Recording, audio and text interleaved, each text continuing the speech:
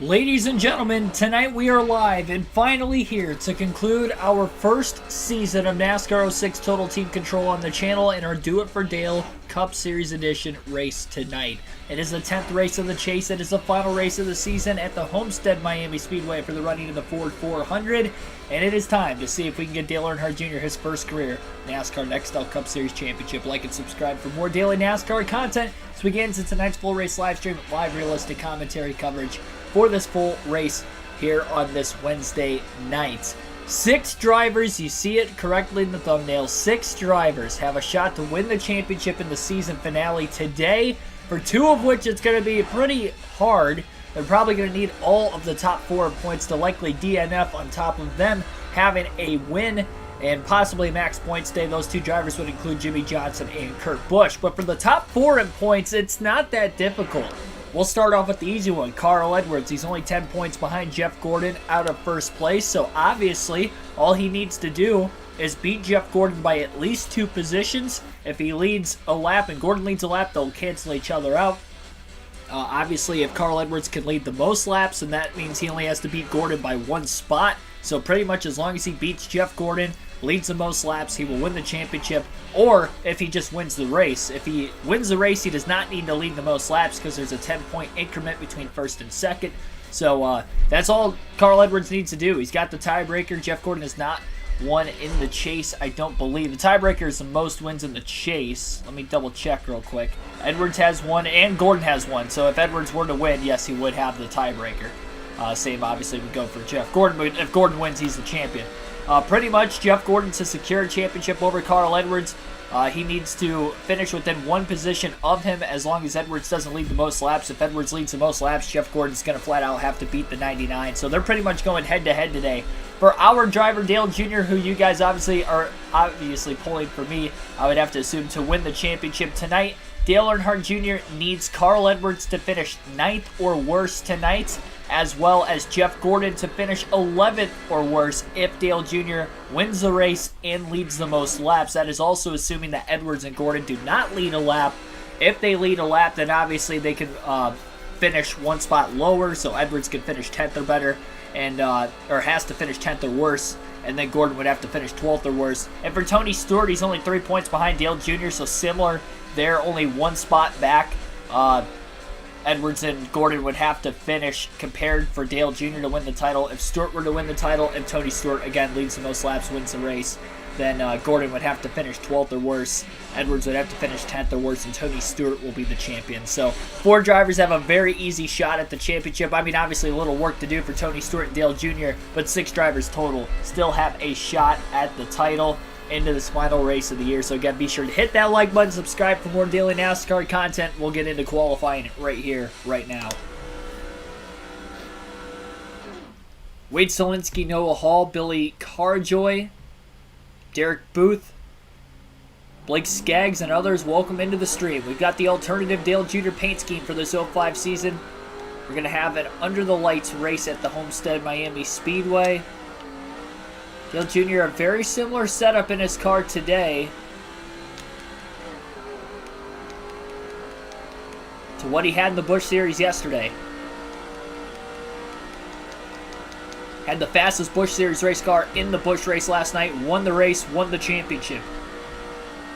He went in as a points leader by just 18 points. Clint Boyer had a 4th place finish. Dale Jr. is going to have to be honored from the word go at the start of this race. He needs to make sure those other championship drivers don't get a lap let in. And hopefully Dale Jr. is going to have good long run speed because his tires really fell off in the long run last night. Toxic Punk Cowboy, though, thanks for tuning in as well.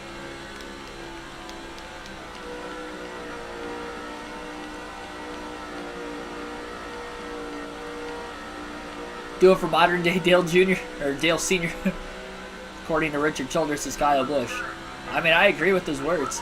Pole, by the way, on that first lap, 31.664 for Dale Earnhardt Jr. That is a pole time, 3/10ths of a second faster than the fastest lap he ran in the Busch Series race, and that wasn't even Dale Jr.'s best lap. But he will be starting on the pole just like he did last night, and that's good because, oh my goodness, all 6 of the drivers competing for the championship tonight have qualified 1 through 6. This is unbelievable. Wow. My mind's blown and the race hasn't even started yet. Junior's on the pole. Jeff Gordon starts second. Carl Edwards third. Tony Stewart fourth. Fifth place, I have to see it again. Fifth place was Kurt Busch. Jimmy Johnson sixth. That is insane. Michael Waltrip starts 10th. He's one of our teammates. We'll have a couple field passes. Truex starts 21st. That is unbelievable. They all start 1 through 6. That's kind of bad, though, for anybody that's not Jeff Gordon and Carl Edwards. Well, pressure's on from lap 1 to lap 267. Who will win the championship? 6 drivers go in. 1 will leave as the champ. As the green flag is in the air, we're in the final race of the season.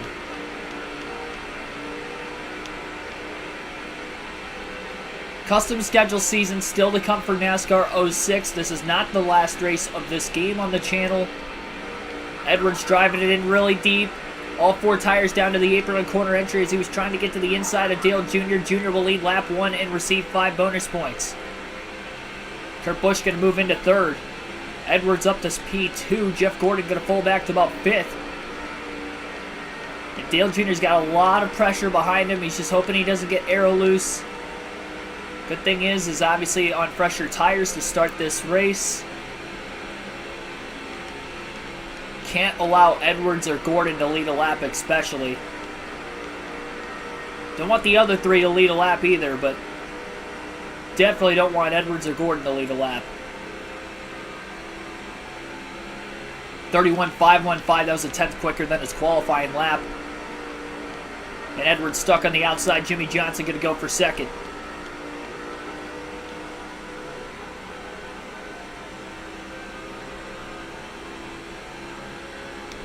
Edwards was putting a lot of pressure on Dale Jr. those first 2 laps, but Dale Jr. did not budge.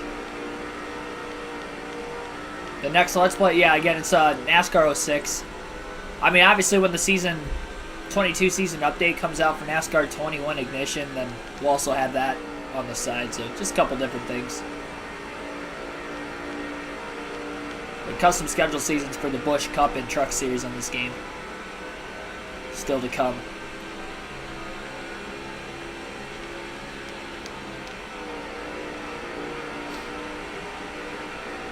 Carl Edwards dropping back. Elliott Sadler will get by him. Edwards back to 5th. Jeff Gordon's falling back even further than that already. That's what Dale Jr. wants to see.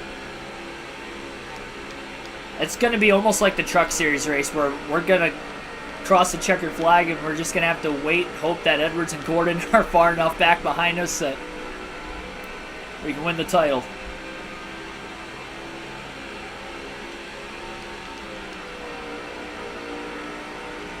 Single file line though through most of the top 5 right now. Edwards still hanging on to 5th. His teammate Kurt Busch right behind him. With 2 Hendrick cars and 2 Roush cars having a shot at the championship. Oh, Jimmy Johnson going to the bottom of the racetrack. Dale Jr. a bit wide on entry through turns 1 and 2. Well, that didn't help either. That's going to kill his momentum on the back straightaway. Big block on Tony Stewart in the 20. Jimmy Johnson is going to try to get a lap led in here, and Dale Jr. lost the lead. 5 bonus points for Johnson. Off to a good start. Tony Stewart is only 3 points behind Dale Jr., trying to match him with 5 bonus points apiece in the early going. He's still on the inside of Earnhardt for 2nd. Jr.'s lost the clean air advantage all of a sudden. Stewart underneath Johnson.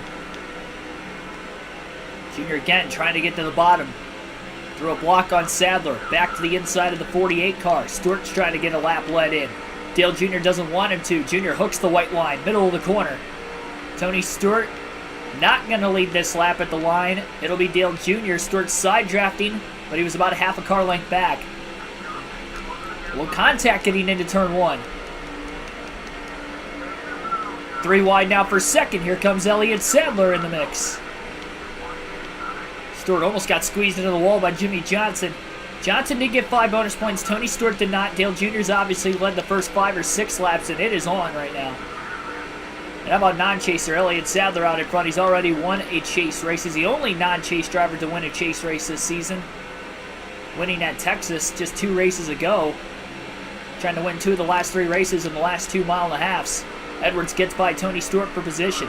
Junior goes up, trying to side draft the left rear corner panel of Sadler's race car. Edwards back in the mix again on the inside of Jimmy Johnson, and Dale Jr. is going to be able to make the pass, likely into turns 3 and 4. Sadler still holding on strong on the outside. Battle's not done yet for the lead.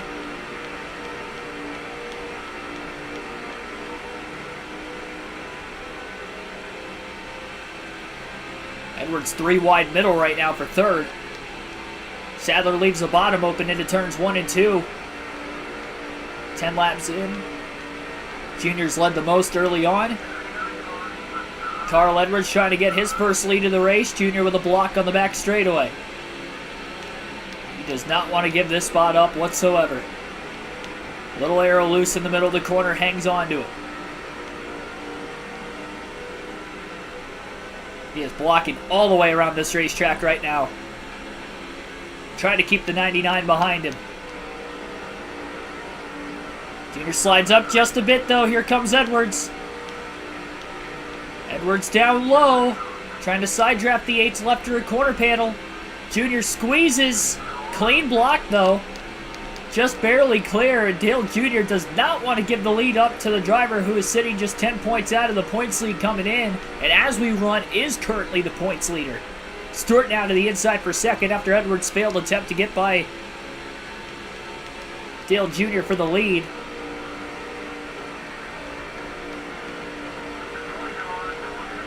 Stewart up to P2. Biggest race of the season. Yeah, pretty much. Everything on the line right now. Cannot let the 99 or the 24 lead. Even if they lead one lap, that's another position. Further back in the running order, they'd have to finish at the end of the race.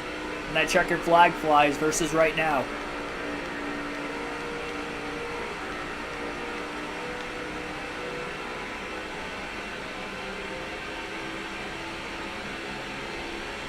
Still no sign of Gordon after qualifying second, though. Patrick Chatterley also welcome into the stream. NASCAR Cup Series 2311 Racing, thanks for tuning in. No Torres, thanks for tuning in. Larry Mack, thanks for tuning in. He left the bottom open. He got back down, though, in the middle of the corner. He was committed to chopping the nose off on the 99. He was just hoping he was clear, and he was. Edwards is putting up a fight in the early going.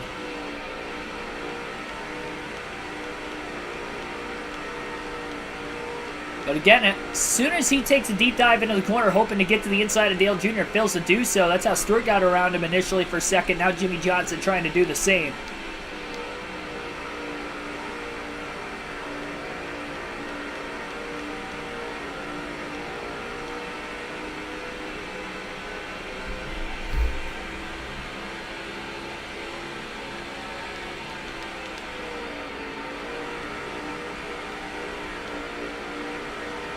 Kyle Busch in the mix all of a sudden inside the top 5. Edwards Johnson side by side for third on the front straightaway.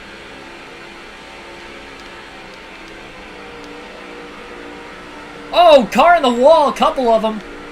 I think the Busch brothers got together, Kurt and Kyle Busch, and Kyle ended up in the wall. Kurt Busch got into him and then kind of sandwiched him up into the wall. That's going to drop one of the 6 championship contenders a little further back in the running order. I'm not sure if Kurt Busch overdrove the corner, made contact, or Kyle got loose above his brother. But the Busch brothers making contact. Stewart on the inside of Dale Jr. Tony Stewart still trying to get a lap let in. Just 3 points behind Dale Jr. in the standings. Jr. going to try to cross him over. Deep dive into turns 3 and 4. Junior got it to stick. He was out of the gas quite a bit middle of the corner. I'm surprised Tony Stewart couldn't get back to the accelerator a bit quicker than what he did. And again, Tony Stewart passed Dale Jr. but gets crossed over in the very next corner and can't actually get a lap let in for any bonus points. Only Jimmy Johnson and Dale Jr. have led in the early going. No one else. And Elliott Sadler, but as far as the championship 6, Prequel to the 2007 All-Star race, yeah.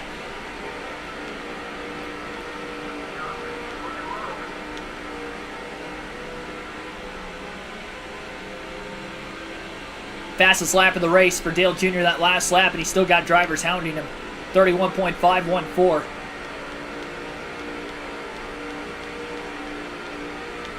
Edwards back to P2 as he gets by Johnson.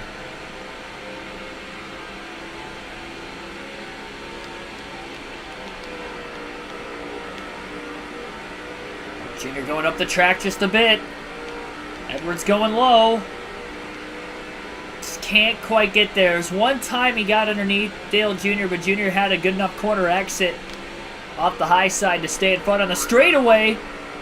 But he entered in a little too flat and too deep into the corner. And Carl Edwards leads. Jr.'s going to have to cross him over like he did to Tony Stewart, though. He's sending it into turns 3 and 4. He can't let the 99 lead. Edwards got a bit tight. Saw the front of his race car kind of shoot up the racetrack on his own, and that was in the clean air. Junior clears him off turn 4 to keep Edwards from leading again. Black Superman, thanks for tuning in.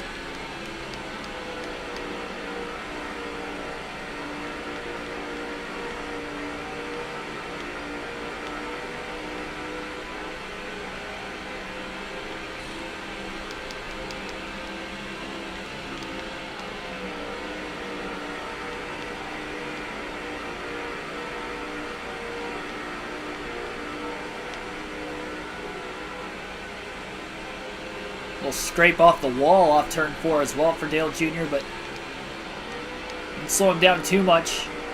Elliott Sadler driving back into P2 again.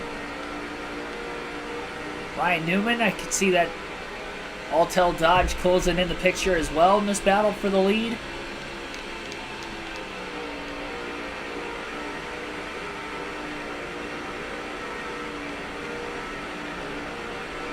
Yeah, our Daytona 500 for the custom schedule season will be on Sunday. That will be the start of our NASCAR 06 custom schedule seasons. And seasons meaning, again, for the Busch Truck and Cup Series.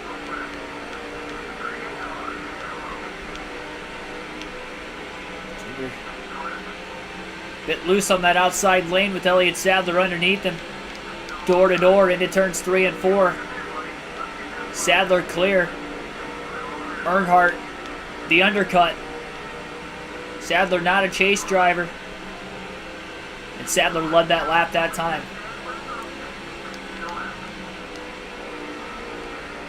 Nobody can hold on to the lead once they get up into the lead. Dale Jr. going to make the pass on Sadler off turn 2. Here comes Tony Stewart, the 20. Jr. almost making contact with Tony Stewart on the back straightaway. Gets back down to the bottom, though, into turns 3 and 4 to hang on to the race lead. Mark DeMars, thanks for tuning in. SIZ, thanks for tuning in also.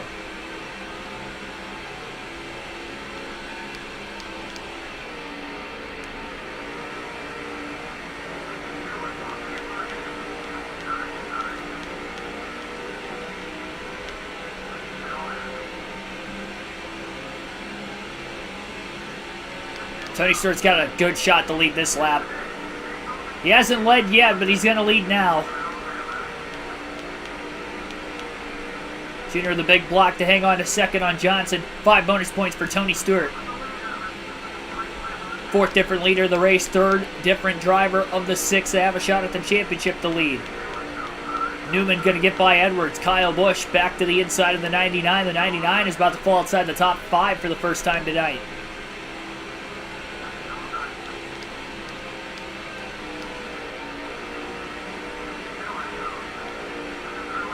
Rick Bacovo, thanks for tuning in. Jeez, I was looking at the chat too long there. That was bad. And now they're 3 wide for the lead in turns 1 and 2 as a result. I don't even know who led that lap. Maybe Junior?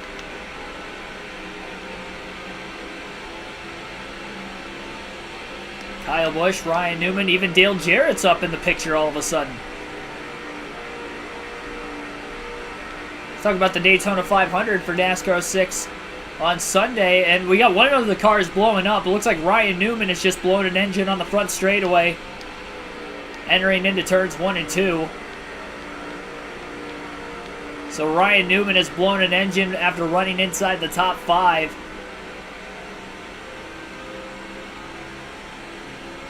And with that being one of the faster cars in the field today, out in the early going, that's going to help those other chasers in front of Dale Jr. in points. One less car they have to worry about potentially beating him. Jr. leads that lap.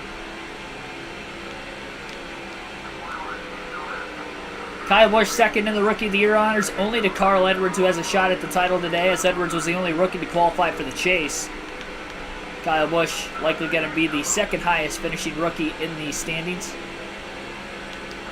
Keep an eye on the sunny side. Thanks for tuning in. There's Newman down in the grass in 3 and 4. Junior got a bit loose.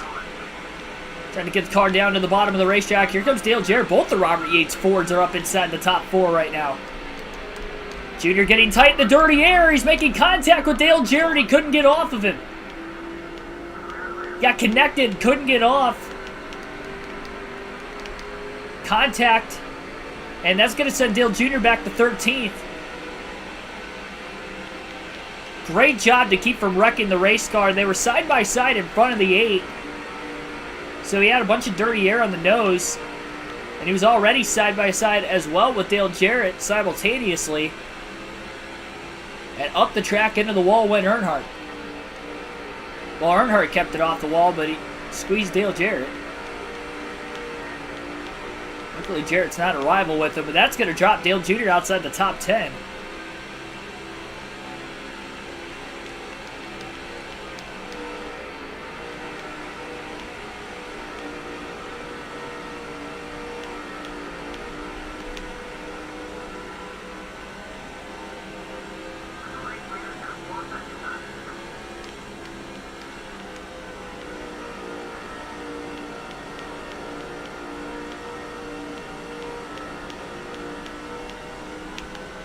Golly.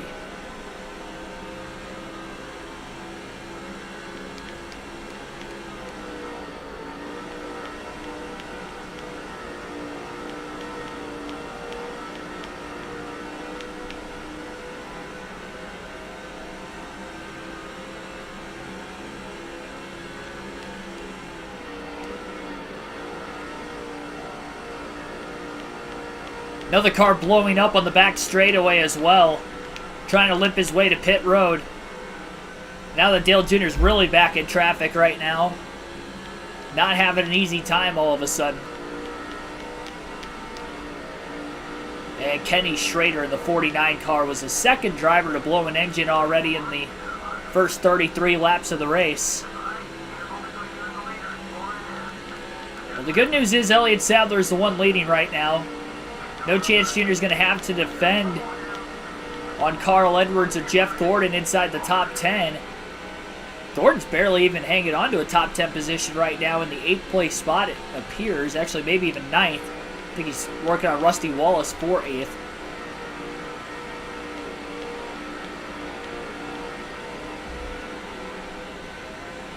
Mark Martin trying to follow the 24 as well. Junior just ran his fastest lap, 31.470 that last time by. So he's trying to pick up the pace a little bit. Always trying to pick up the pace, especially in a championship race like Homestead in this circumstance for Earnhardt coming in 3rd in the standings.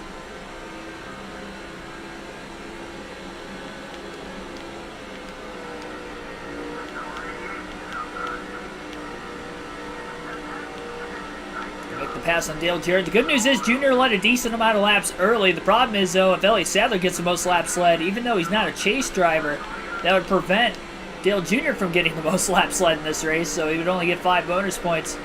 That would also mean that Gordon and Edwards would be able to finish one spot further back if Jr. still did win of what we originally talked about at the start of the race, which will be 11th for Jeff Gordon, 9th for Carl Edwards. It ended up being 10th for Edwards, or worse than 12th for Gordon if Jr. does not lead the most laps on top of winning. Jeff Gordon has fallen back to 10th with Dale Jr. passing him off turn 4 this time. Well, Arrow loose getting into turns 1 and 2. Gordon all over the back bumper of the 8. Junior stays in it. Still trying to work his way around Mark Martin as well. And about halfway on fuel. So in all 3 series at Homestead this week, about 73 to 74 laps you can go on a full tank of gas. I haven't really seen anybody try to stretch the fuel window out though at all this weekend. Mainly because of the tire wear.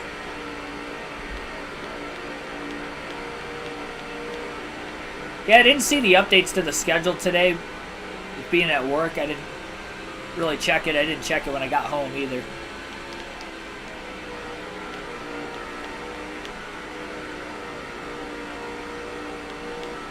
Nice to know that it's out so I can start planning my race trips for next season. Always a fun thing to do these last few years.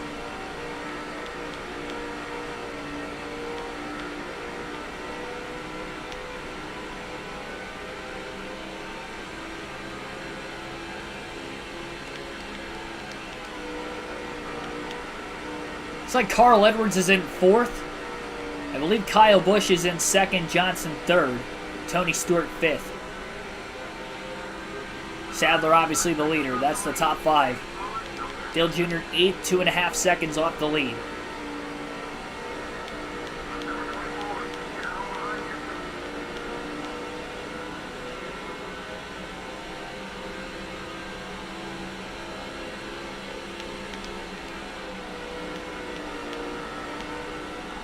We're going to take our first field pass of the race today. Drive is Martin Church Jr. and Michael Waltrip for a little bit. And we'll start off with Truex in the 1. And currently Truex is in 35th after qualifying 21st. Shane Meal on the inside of Truex as well. So Truex not doing so hot tonight. Just completely ran through the 175 car.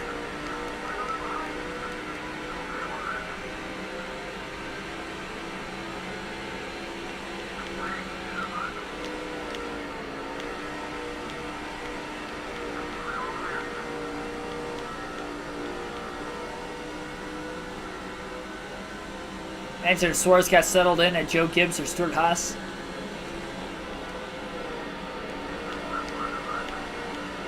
I mean, I don't know how much better he would be than what he is this season, for instance. I know that's better equipment, but just, well, I don't even know about SHR. I feel like Trackhouse is better than SHR this year at least. You know, I don't know that he would have won races at SHR. Maybe one, like he has now. I mean, Custer's only got one in a few seasons. Briscoe's got one in a couple years. Heck, even Harvick's only won 2 races combined in the last 2 seasons.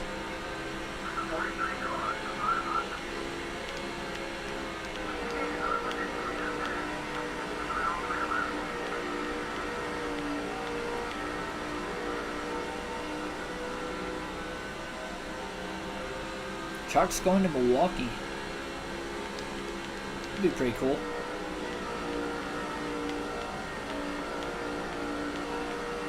They still going to IRP again next year too? They going to IRP and Milwaukee next year?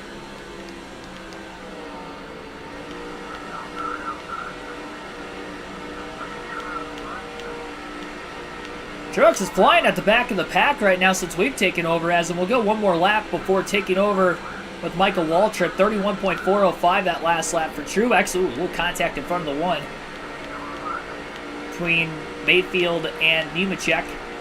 Allows Truex to make the 3-wide pass on the apron through turns 1 and 2 for 24th. So we're slowly getting Truex back through the field.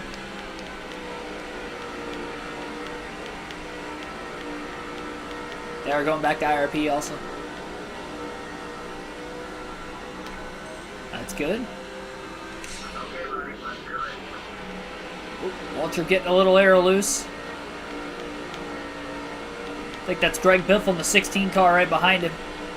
Waltrip just a couple spots ahead of what even Biffle is right now in 19th. Looking to the inside of Brian Vickers for 18th is the 15 of Waltrip. They don't make the pass for position in turns 3 and 4.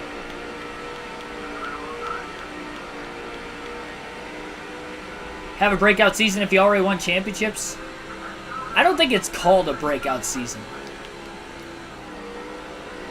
Breakout season's like your first really good season. That's kind of what I think of. Trying to say a bunch of words at once. That's what I think of as far as being like a breakout season. I feel like it's your first like big year. Like Ryan Blaney last year was his breakout season. Alex Bowman's breakout season was last year. But it was their first like big season. Like you can have good seasons before that, but like your best year statistically is a breakout year.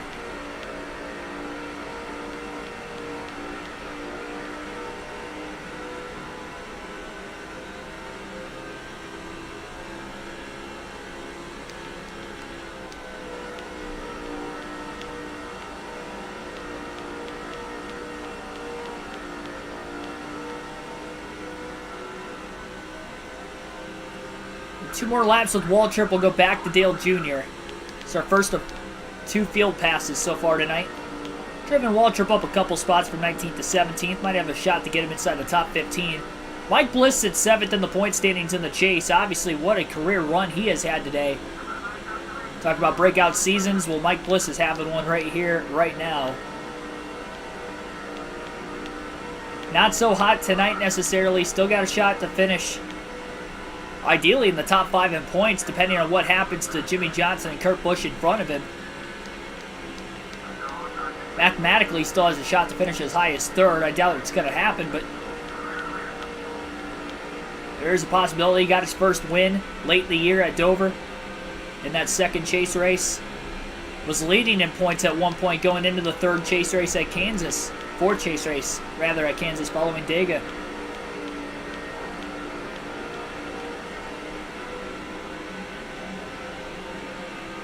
Get Waltrip into the top 15 real quick.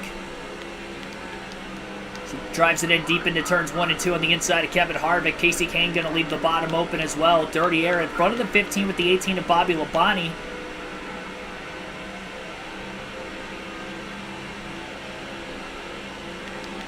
Back to Dale Jr. at the start-finish line this time.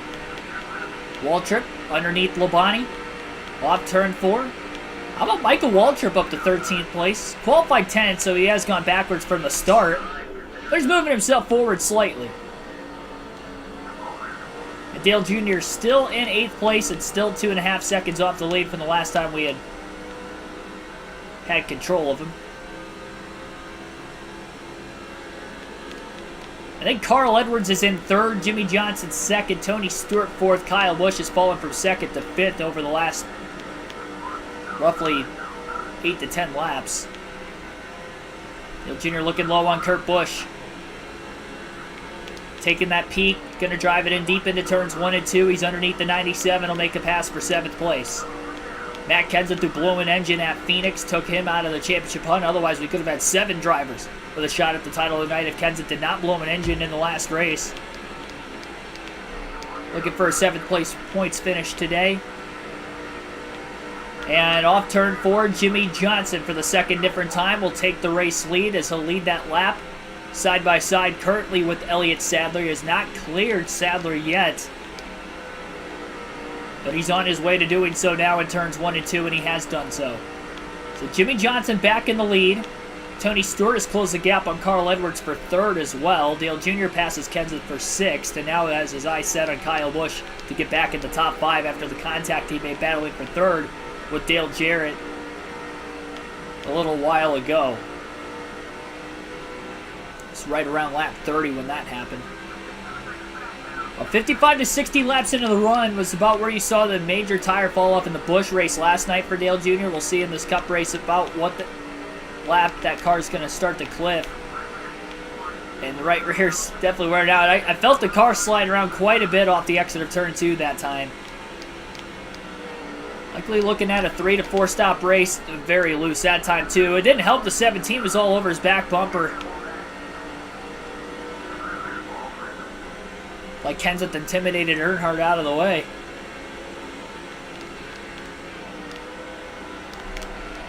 Jeez Louise. Now Kurt Busch. Kurt Busch getting Dale Jr. a bit aero loose. Jr. still, despite getting really loose in that corner, drives to the inside of the 17 to Matt Kenseth. Busch is going to be all over the 8 going into turns 3 and 4 again. And Jr. still got to battle through it. He's going to clear Matt Kenseth. Again for 6th. He's lost a couple tenths to Jimmy Johnson over the last couple laps, so with the battling with the 97 and 17.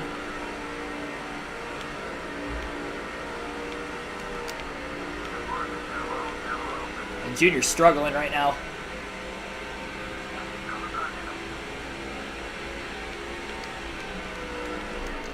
Busch did not give Earnhardt any room, went up the track, though similar to what happened between him and Kyle Busch earlier. And a result of that contact kind of shifted Earnhardt into the wall off turn 4 as well. Now Junior's 3 seconds off the lead. He's got Jarrett all over his back bumper, and Junior can't catch a break right now. And he might consider short pitting.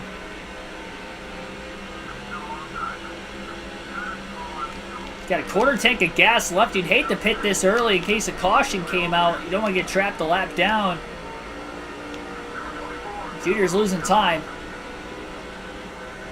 Gordon battling on the inside of Earnhardt for 9th. Into turns 1 and 2.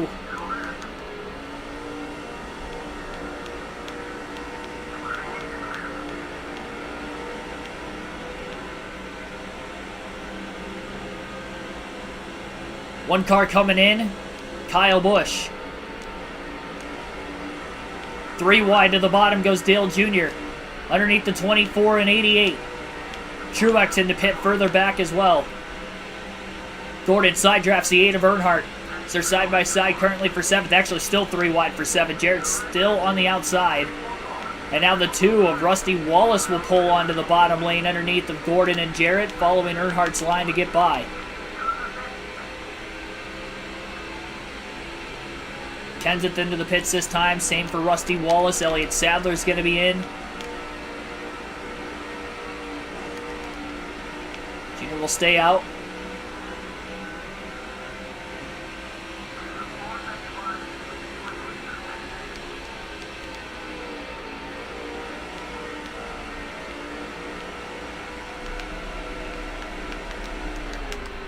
Nope. Overcorrected. Gordon involved. Earnhardt involved. Big contact from behind from Casey Kane. Caution's out for the first time today off turn 2.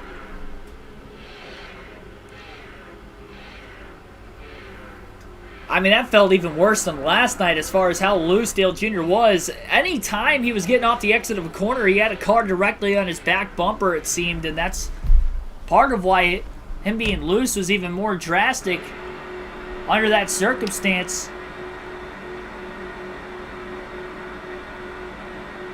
He's sideways, he overcorrected it, he got into the wall, and then contact with Gordon, and around went Dale Jr., bringing out caution number 1 today, and then Casey Kane piled in on the back of Dale Jr., so damage to the 8 car.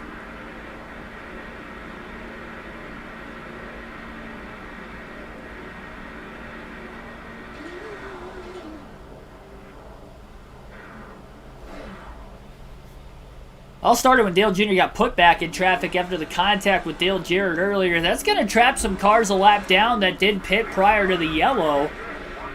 I'm not sure if any of the 6 in the running for the championship pitted or not. Dale Jr. will be the leader on the restart. Green flag back in the air. He couldn't pit for fuel or tires because of being involved in the accident. Good launch on the restart, though. He had the restart gear in it for the Busch race yesterday, and it looks like that's going to be the case in his Cup race. He's going to have to pit soon anyway. Jeez, this car, I mean, there was nowhere to go. Nowhere to go for Dale Jr. He was boxed in, he got loose, and then tagged from behind by Carl Edwards after he was already loose. I mean, that wasn't Edwards' fault there. It was just Jr. was so sideways. And that was even getting up to speed. They weren't even up to speed yet. His tires are shot.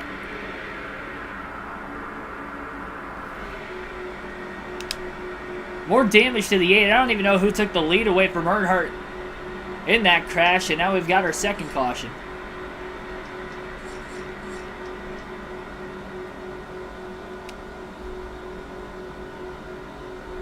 I can't take tires because I caused the accident. That's our rule. We've had that from the start of the season.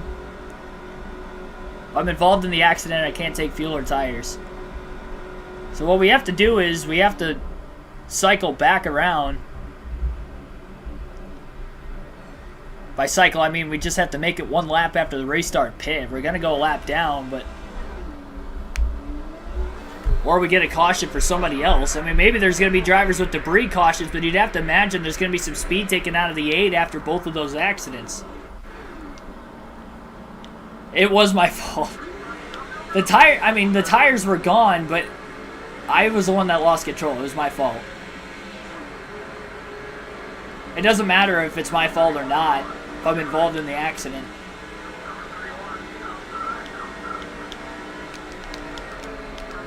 That's ridiculous. Trying not to overcorrect it. Saved it. Looks like Jason Leffler's leading the race in the 11 car right now.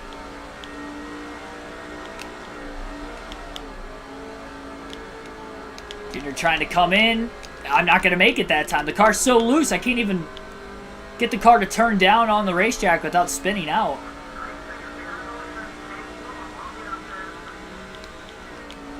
We're going to have to make some adjustment changes on this 8 car. Limping it around the racetrack right now. He's going to go a lap down regardless.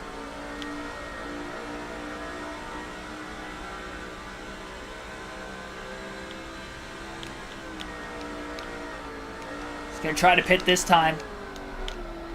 Off turn 4. Going to have to slow the car way up. Trying to get the car to turn without spinning out. He's in. My goodness, that was a handful. 4 tires and fuel. Gonna put a half around a wedge into the race car to try and help tighten it up just a skosh. About 55 laps into the run, similar to the Busch race last night. Car gets sideways, but it's even worse tonight than what it was last night. Last night it was still fast. Tonight it's taking speed out of it because we're too loose. Debris caution imminent. I didn't want to take that risk. We were so slow. Junior back on equal tires now. 17.4 second stop. They had to buff out some scratches from the earlier accidents as well. Kevin Harvick to the lead a couple laps after the restart. Dale Jr. back in the 40th place position. In the hopes of Dale Jr. trying to get his first career NASCAR Cup Series championship. It's not looking great.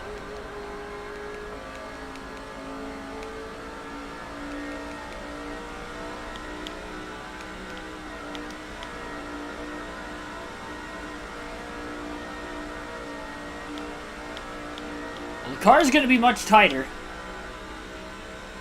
earlier in the run. And it was already kind of tight in dirty air if he had cars in front of him. So it's going to be interesting to see how this is going to work itself out.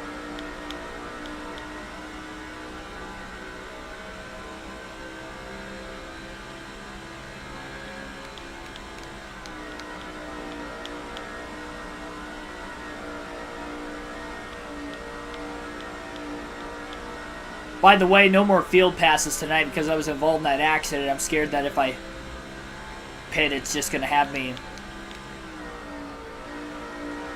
pit unscheduled. So that seems to be what the glitch in this game.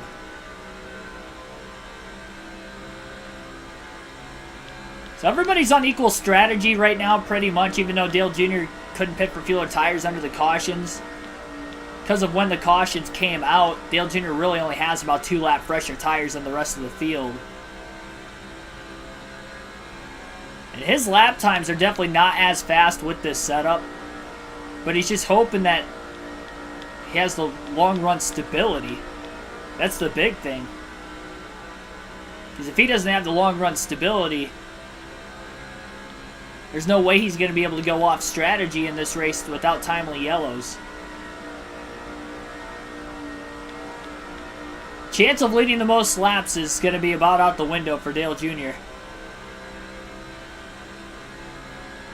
Good news is he has led some laps from the pole.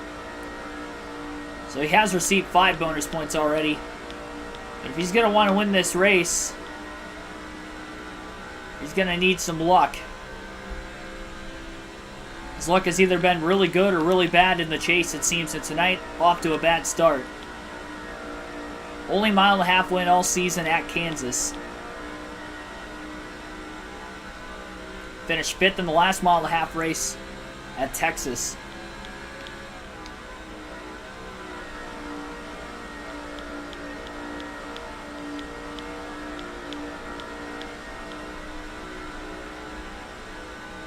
At least with the clean air, nobody directly behind him getting him any sort of aero loose. He can manage his tires a bit better this run. Plus making the car a skosh tighter. Have to imagine that would help.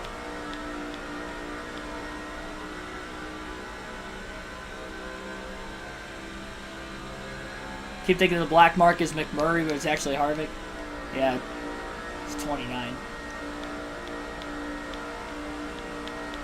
McMurray does have the red numbers. Black paint scheme too. There are 3 cars out of the race. We only saw 2 of the engine failures. I'm not sure who the other one was. Could have been somebody who DNF'd in one of those 2 accidents. It's very well possible. I am not reading that, but welcome to the stream. It's a little too vulgar.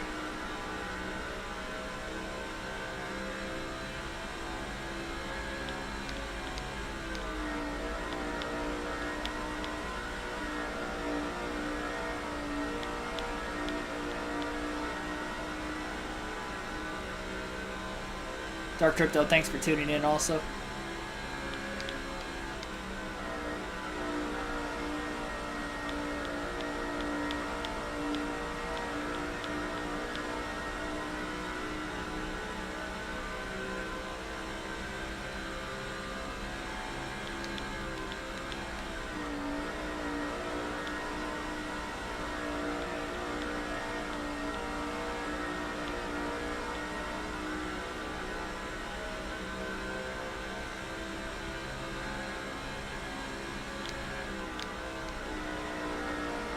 Cars Homeboy, thanks for tuning in.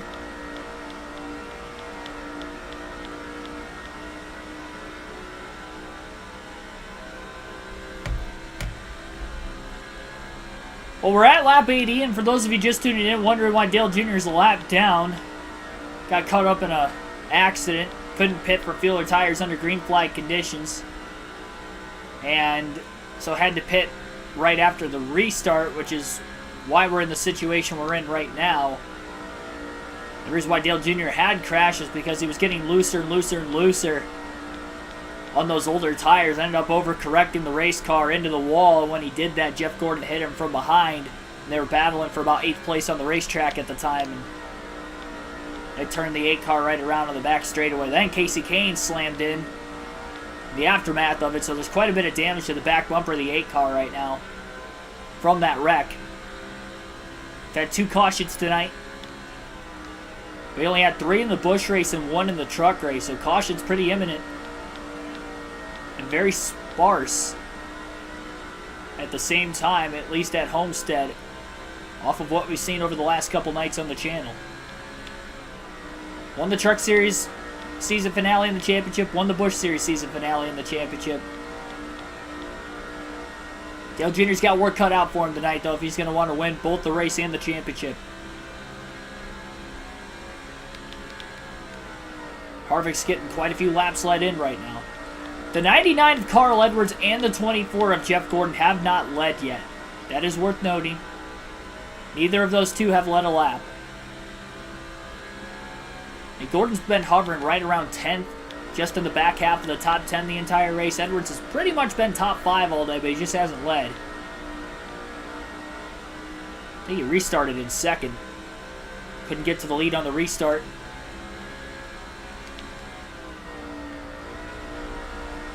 I do not like this setup. That half round of wedge just made... I I don't know who they said it was, but it sounded like somebody's come back out on the track that blew an engine earlier. Comeback's gonna be crazy though. It would, if it happens. Dale Jr.'s nowhere near the free pass position right now, so caution right now would help bunch the field back together again, but it wouldn't get him back on the lead lap by any means.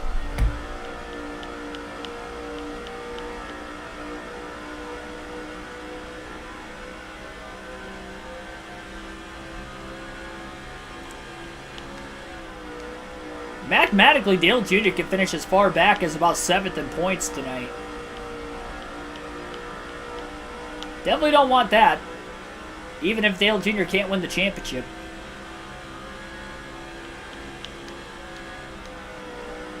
That championship's going to be alive till the last lap, and that checkered flag flies at the end of the night.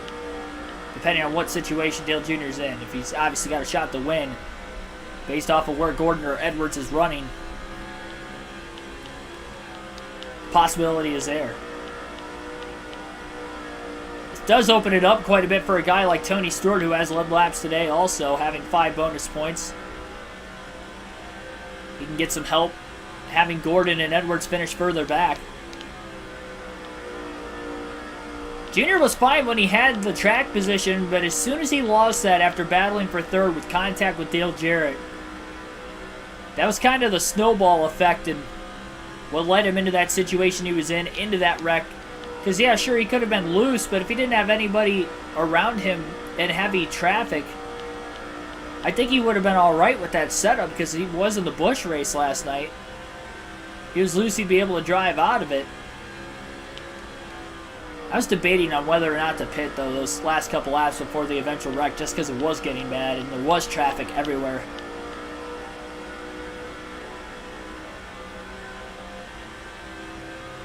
But there was really no chance he had to get into the pits because of everybody right around him at the same time.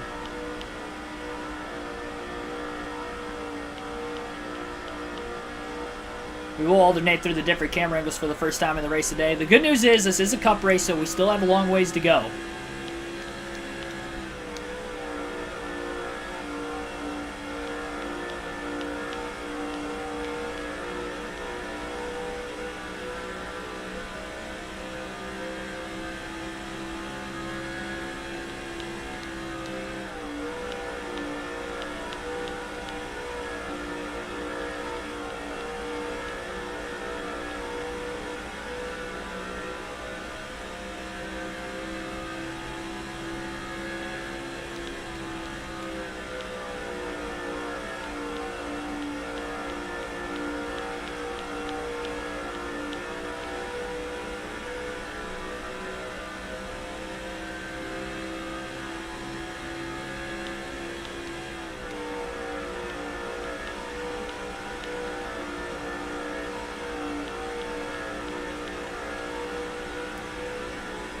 I think if a caution comes out, if you're Dale Jr., you have to pit, whether the field pits or not.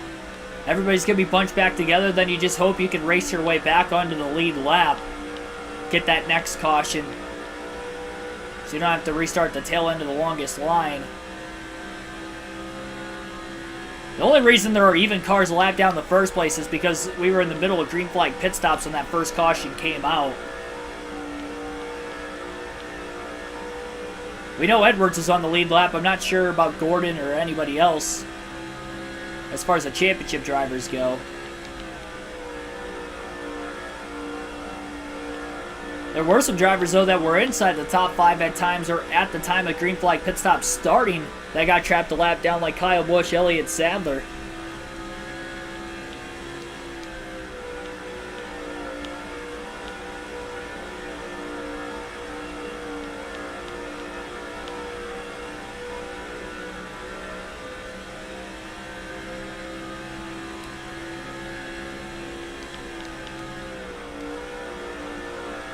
I just also think if you're Dale Jr., I think you got to take the half round of wedge out of the car again. Try to get as much of that lap time back, and I'm sure the damage is slowing him down a little bit on top of just a tighter setup. But he's running 0.3 of a second plus slower per lap.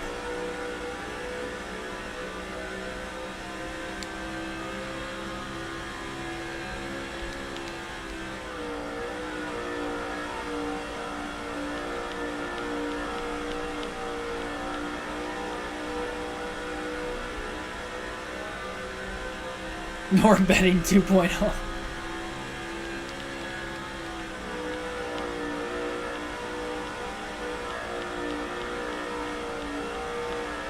Last on track.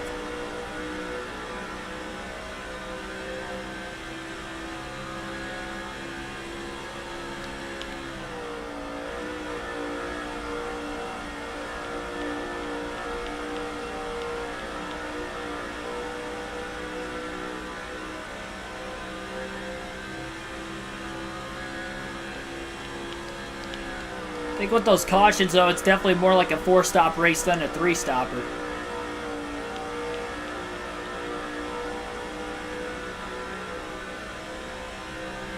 There's a way Dale Jr. can manage his tires out well enough to actually get the full length of the way through the fuel and tire stent.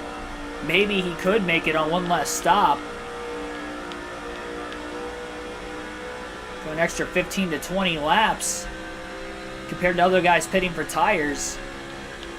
With about 3 more stops to go for the rest of the field, I mean, that could save enough to be able to make it one less shorter stop, to the end. But I don't think he's got the handling in the car capable of being able to do that and sustain that on a long run. Well, more bad news. Carl Edwards has just led his first lap of the race as he has taken the lead away from Kevin Harvick. And that's the thing, even if Dale Jr. completes the comeback, Carl Edwards finishes top 5. Jr.'s not going to win the championship. And now Edwards has received bonus points. So with Carl Edwards snagging some bonus points tonight, that is going to mean that he is that much closer to winning the title on Jeff Gordon. Gordon hasn't led yet, so that means as long as Carl Edwards beats Jeff Gordon by 1 position, Edwards will be the champion. As we run right now.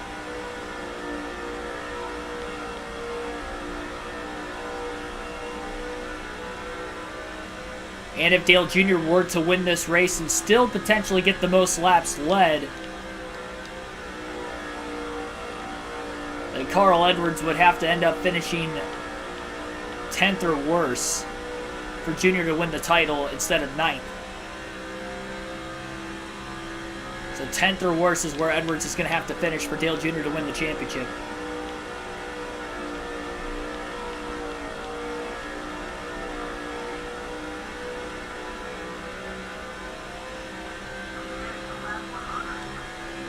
We are at lap 100. Car's loosening up a little bit on the long run, so it's slowly getting a bit faster for Dale Jr. He's definitely catching cars at the back of the field. There's no way he is closing in on the leaders, though. I don't think his lap times are that good. Not anymore, at least.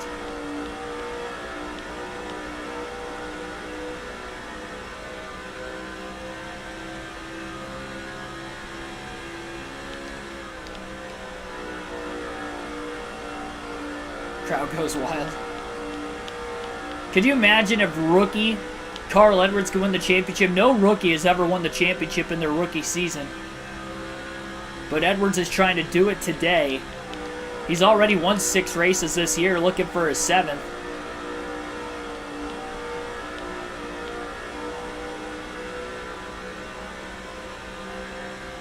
That would just be absolutely unbelievable if he can pull it off.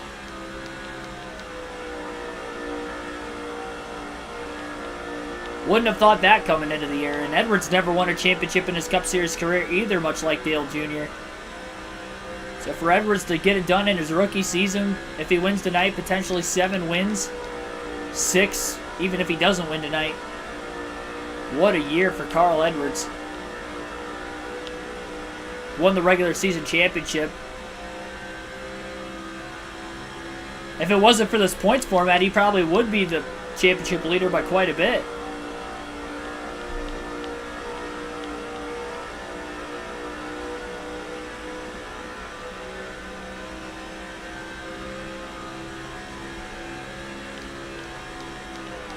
Instead, he comes in second in points.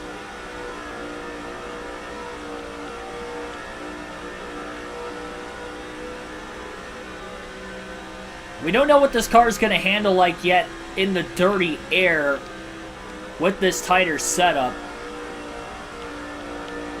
I'm not looking forward to it at the same time.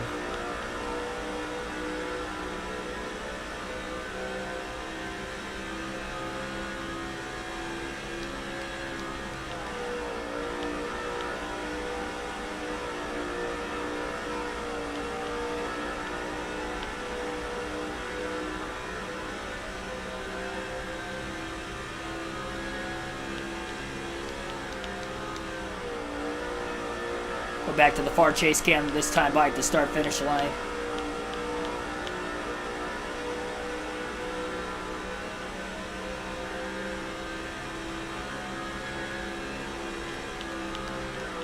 Valvoline Warrior, thanks for tuning in. Gordon's going for 5, that is true.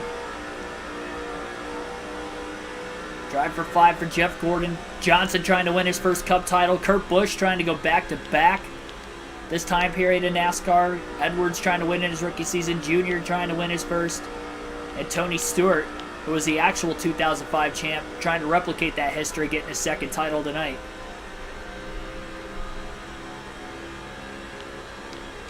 Definitely some interesting storylines for all 6 going for the championship.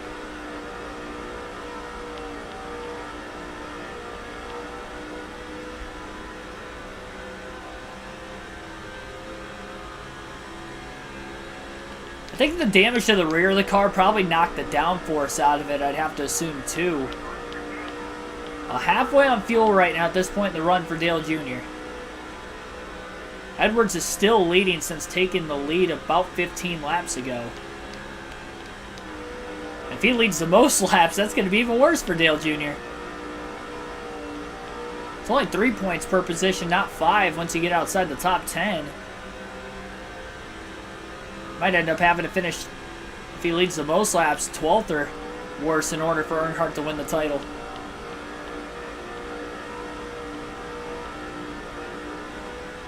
Rather than 11th.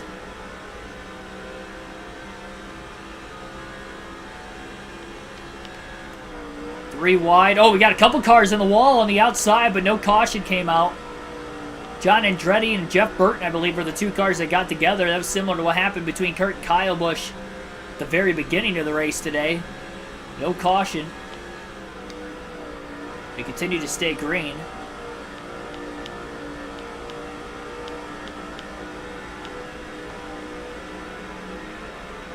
One of Mark Truex Jr. falling back. I believe he's a lap down. Yeah, that was for a spot. I remembered him pitting. There weren't too many cars that pitted. We probably still have about 30, roughly 30 cars on the lead lap. The slide job going into turns 1 and 2. 3 wide towards the top. Jeff Burton, Joe Nemechek. Nemechek up near the wall on the outside. Some of these passes are for position, by the way, for Dale Jr. He just got aero loose with Truex behind him. That is insane how badly loose this car is when there's another car right behind him. And that was from a teammate. And the car wasn't even acting loose at all this entire run. Truex gets right in line behind the 8. It's straight backwards he goes. And now he burnt the tires off the car in that slide, and now I can feel it's loose all of a sudden again. We're not even 55 laps into the run either. And the setup's tighter. Can't add downforce in the middle of the race. That damage, when Casey Kane piled into the back of the 8, that took all the downforce out of this race car. Kind of push that rear bumper up off the ground a little bit more. And that has caused some major problems for the 8 ever since.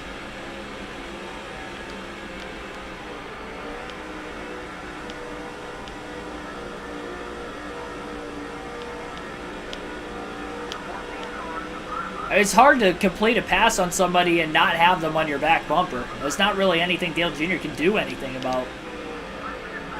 So Labonte blocking the one of Mark Truex Jr. off quite a bit.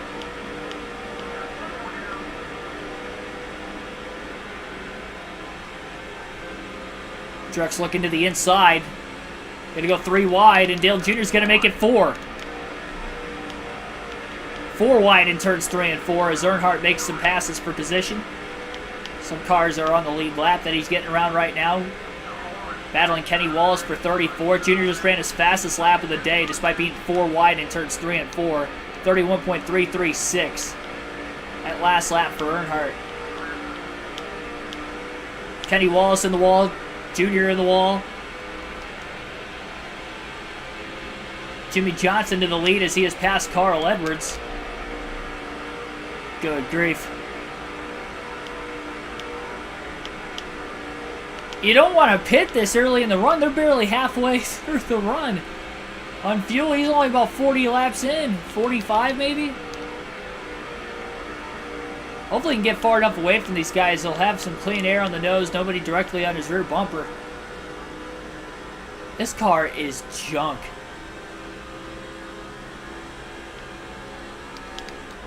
It was bad on old tires, but it's even worse with the damage.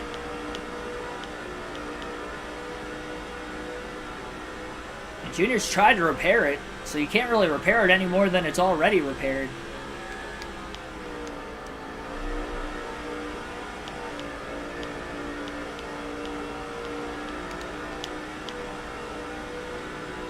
Unbelievable. Bentley Potts, thanks for tuning in.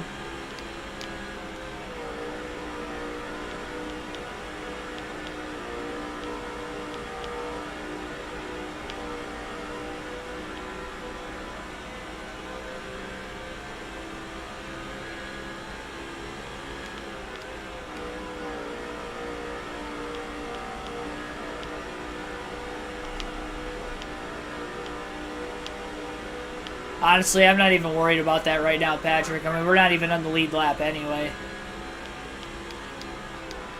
With the way the car is, we're not going to make it up on green flag conditions. We're going to have to try to play a strategy game.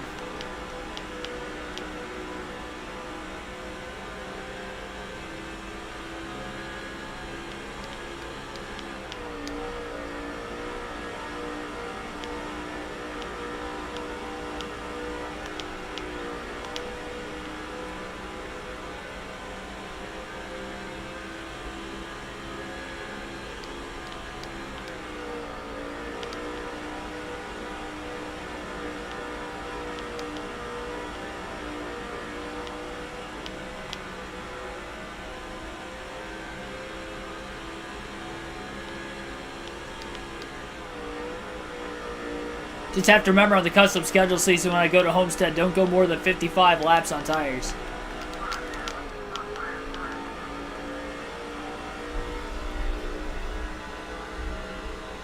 Alright, it's ready for the dump. Yes, it is.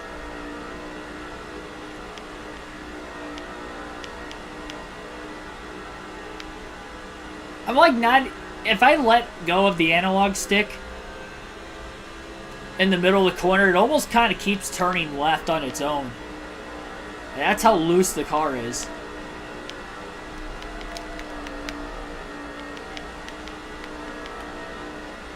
Dirt tracking it. That's something you want to do on asphalt.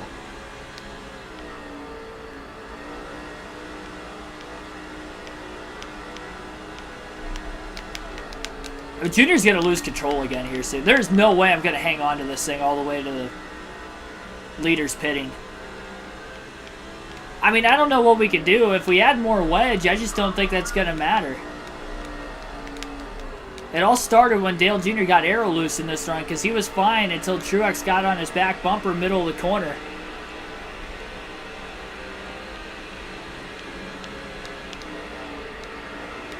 Now he's got more traffic behind him. Now he's in the wall.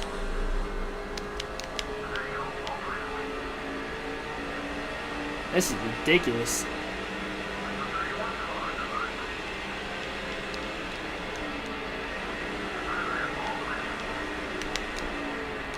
Kind of overcorrected it. There he goes, up into the wall.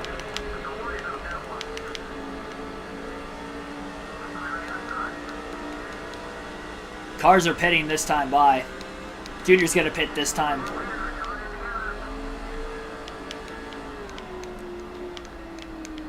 Junior short pitting as well.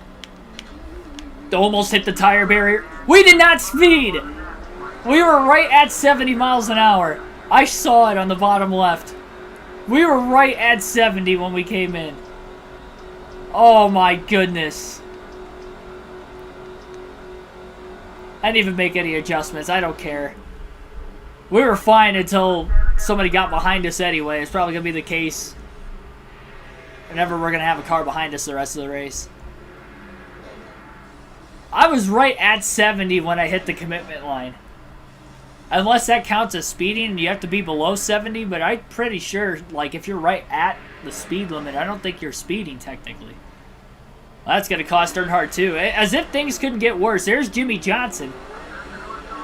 Junior's going to have to get back by the 48.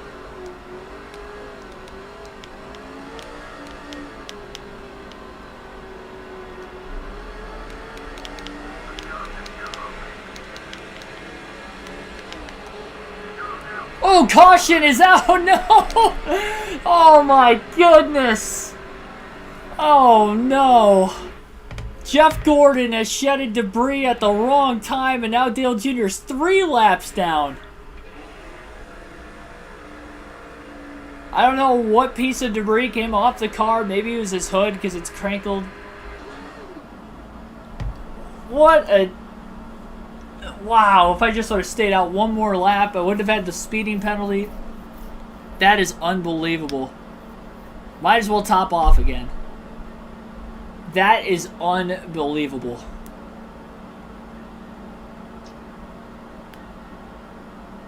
We've got cars on pit road.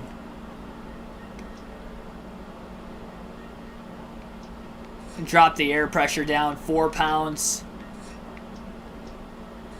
Gonna add a half a round of wedge. We're gonna tighten this thing. It's gonna be a trying to drive the UPS truck around this track. So it's gonna feel like. I'm just trying to make sure this thing doesn't get ridiculously loose. Third caution of the day. Dale Jr.'s 3 laps down. That was just terrible timing. It was bad enough we were 1 lap down. That's the dangers of short pitting right there. I talk about it all the time. We see it happen a lot. Caution in the middle of green flag pit stops for the 2nd time tonight. Dale Jr. was about ready to wreck, so decided to pit because his tires were shot.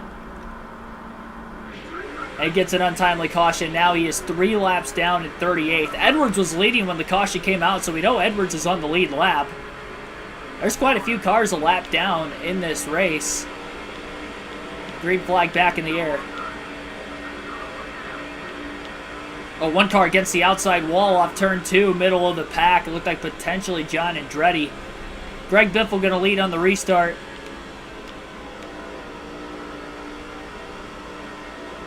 Three wide under Andretti now.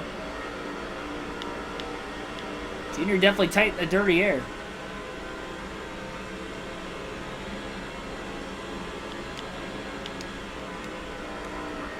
Oh, another car in the wall on the outside, the 122. Like Truex got loose and he was just trying to stay out of the way. Junior's going to keep fighting until he can't fight anymore, but for 3 laps down, he pushed too hard, and we've got another wreck. This is getting ridiculous.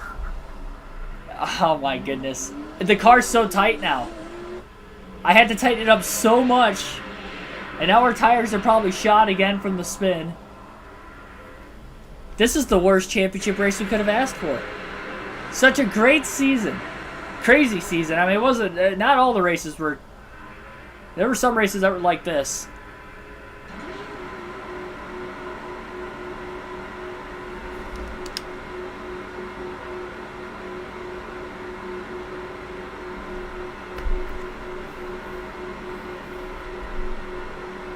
I mean, there's nothing we can do with the car. It doesn't matter what adjustments we make. It's either going to be super tight with what we have in it now, or it's going to be super wrecking loose when we get 30-plus laps into the run. So, I mean, there's really nothing we can do.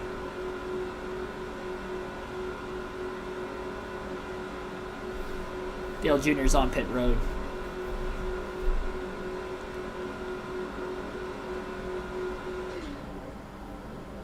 I didn't mean to take tires there. I mean, we're 3 laps down anyway. It's not like it's going to matter. It's going to give us like 2 lap fresher tires than everybody else. 2 more laps of fuel.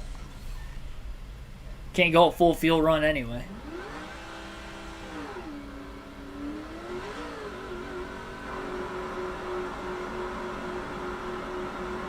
It's crazy because this car was good and it was fast early.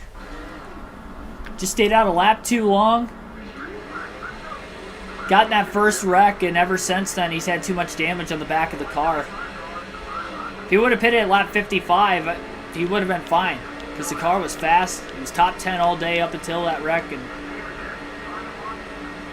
again, now look at him, he's 3 laps down, and except for another restart. A lot of fanning out going on in the back straightaway right now.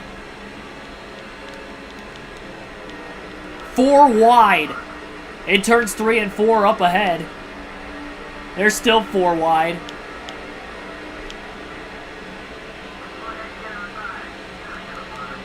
I don't know how there wasn't any major contact up there. But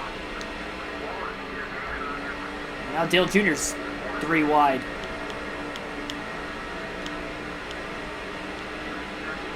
Carl Edwards back in the lead. I am not on rookie mode. I never will I ever be on rookie mode. Rookie mode, I'd win every race by like how I win at Richmond every time on this game.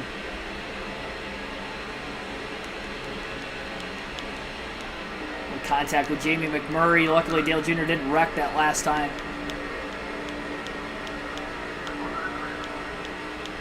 Car's super tight.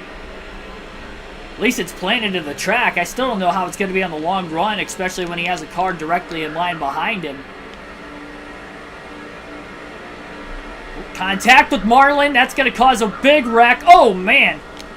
The massive one. It turns 3 and 4. Dale Jr. caused it. He's just pushing too hard at this point and knocked Marlin into Wimmer, and then the whole field behind just starts piling in. Wimmer hit the inside retaining wall pretty hard, and he came back down the track. Truex involved.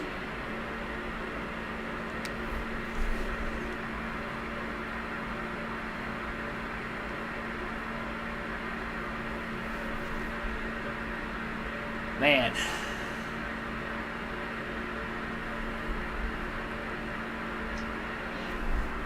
This is an ugly one. Sorry, ladies and gentlemen. Trying to clean it up, and I'm just pushing too hard at this point. I want to bring you guys at least a clean finish. We'll try to clean things up so we can get the second half of this race moving at a decent pace again, because it is slowing up with all the cautions all of a sudden. I've lost count of how many yellows we've had. It's not a ridiculous amount of yellows, it's just the fact that we're in every single one, or have caused every one. Except for the debris caution from Gordon. It's the only one we didn't cause.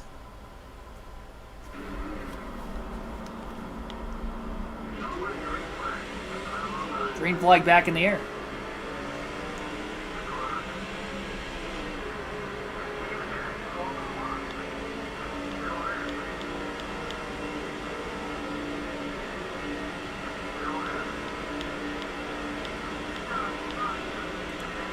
See if they fan out to 4 wide at a couple different spots again in turns 3 and 4. Championship battle is on still, though, between Jeff Gordon and Carl Edwards. Edwards obviously in the driver's seat right now, leading.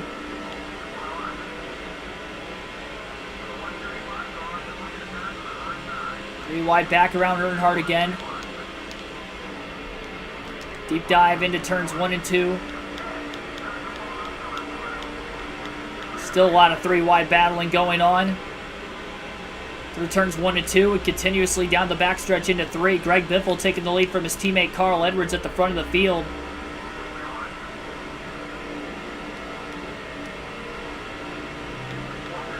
Junior had a lot of clean air on his nose that time.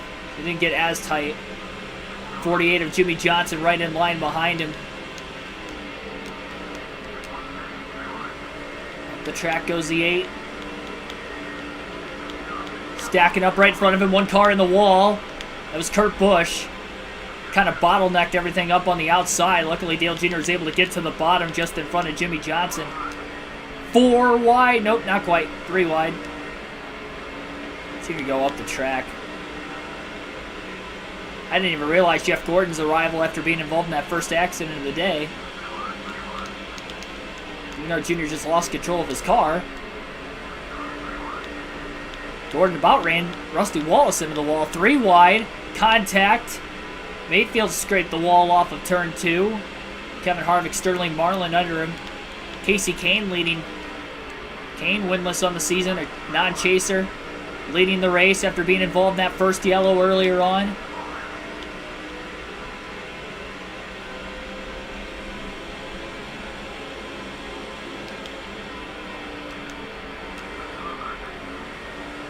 Dale Jr. extremely tight. Gonna get by the 2 of Rusty Wallace. Hoping he's got enough straightaway speed to stay in front of the 0.8. Actually, that's the 25 of Brian Vickers, who was challenging underneath him. Dale Jr. sliding up. 3 wide now with Dale Jarrett, Kevin Harvick. On the front stretch. Jr. miraculously is actually getting his way through the field right now. Everybody 2 and 3 wide around him, stacking everybody up.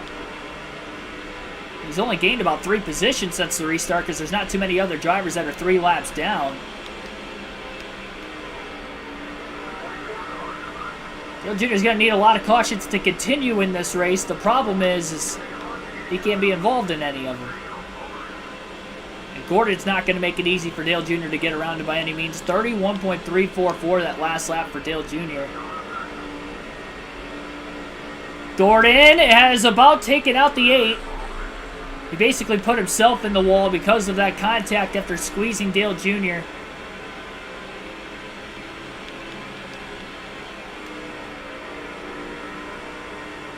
Gordon trying to cost himself a championship.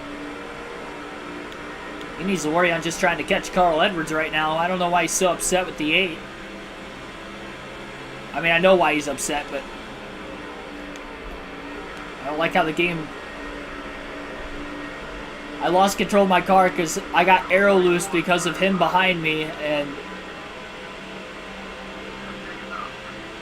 then he ran into me causing the yellow. But Gordon's upset with me for whatever reason for it. Like he was expecting me to keep control of my car. So just overcorrected it. Easy to do knowing how loose we were, as those of you that were around at the time that had seen that happen.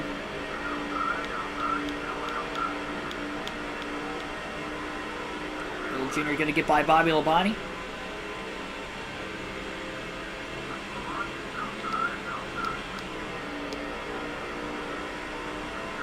He'll clear him in turns 3 and 4, it looks like now.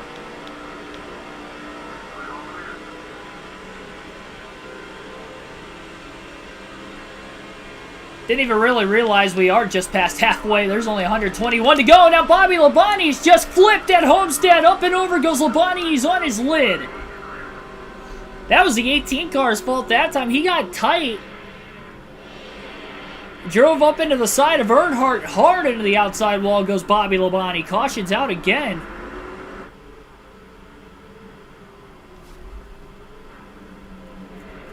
He's trying to cross over Dale Jr. after Jr. cleared him off turn 4, the corner before. That caution's going to put Dale Jr. towards the back again because there's not many other cars 3 laps down.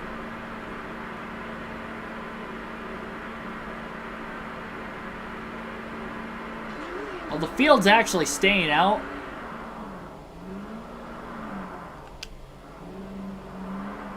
I shouldn't have pit.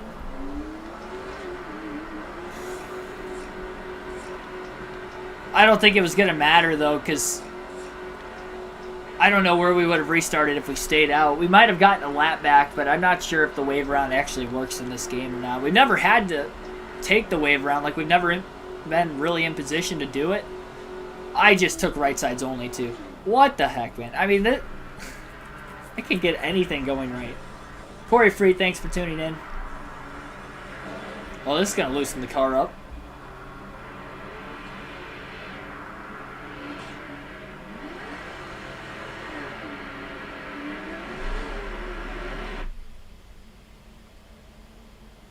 Black flag. For who? That was not me. That was all Bobby Labonte.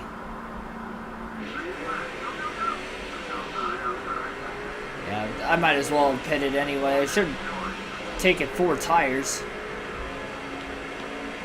Green flag back in the air again at Homestead. Following Bobby Labonte's flip. One car is very slow right now at the tail end of the field. I think somebody just came out of the pit lane.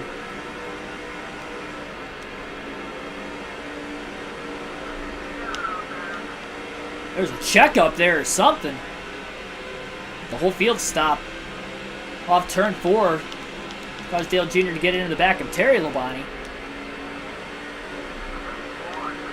4 wide. Jr. forcing his way underneath Texas Terry that time. Jeff Gordon has cycled to the lead after the restart.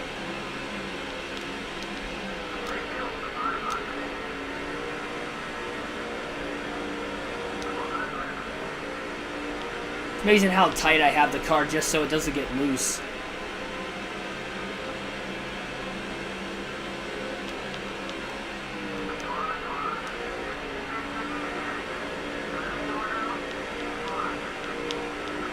Oh, Casey Kane's blowing an engine. Junior 4 wide simultaneously towards the bottom. He'll be down to 3 wide into the corner as Casey Kane's just trying to get out of the way. That early wreck from Kane has cost him. He's going to miss the pits, it looks like. Yeah, he did. Casey Kane has just missed pit road, and he's going to have to go the long way back around.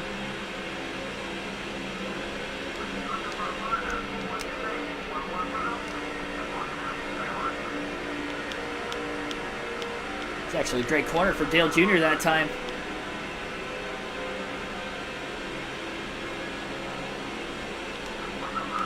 Big block. Rusty Wallace towards the outside. It's going to be almost 4 wide underneath him. He was able to get down and block.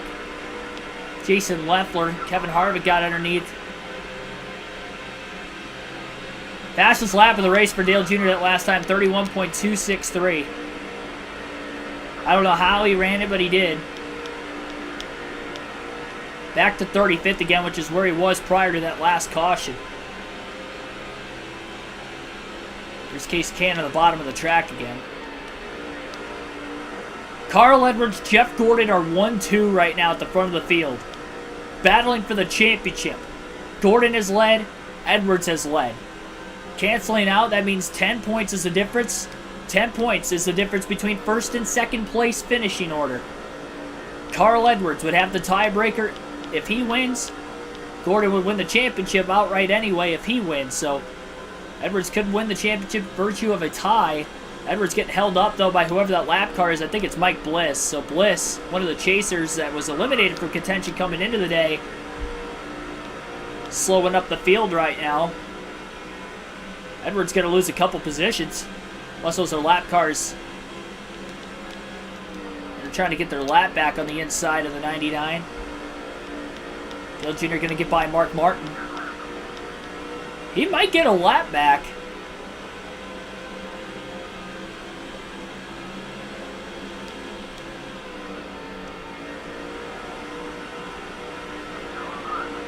On the inside of the 99 of Edwards.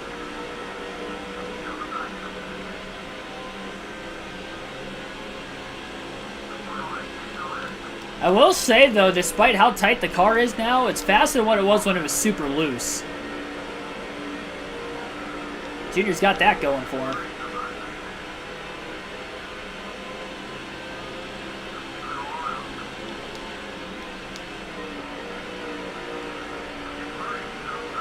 All the way down on the apron. Really helps turn the car and keep it from getting tight when Junior's down on the apron, especially with all 4 tires. He clears McMurray with a clean pass through turns 3 and 4.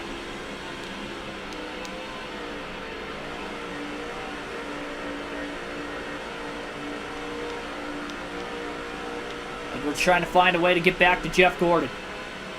One more pit stop yet to the end of this race. Everybody's pitted 3 times for fuel and tires.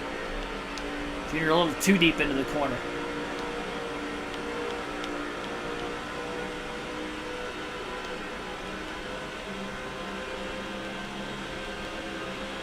Edwards with the run on the 8.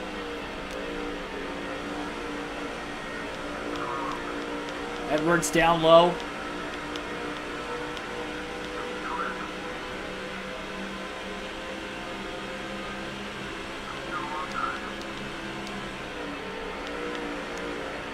Black Ace, thanks for tuning in. Guess you meant what crash happened. So Jeff Gordon shedded a piece of debris when we had already pitted. We were 1 lap down from an earlier accident because I couldn't pit for fuel or tires bringing out the caution. Then I did. Then I short pitted the next run, and immediately after cycling off a pit, I wasn't even up to speed yet. I think we were still on the excess road when the caution came out. I was getting up to speed following what was at the time the 3rd yellow of the race. Jeff Gordon's piece of debris came off his race car.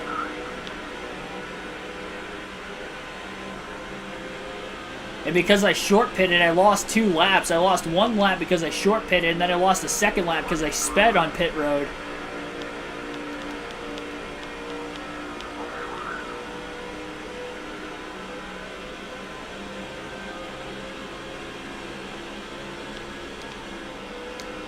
And Junior just kind of battling back and forth with the 99 of Carl Edwards right now.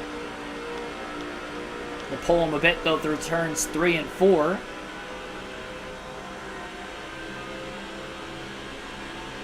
Gordon doing what he has to do to get that 5th championship as of right now.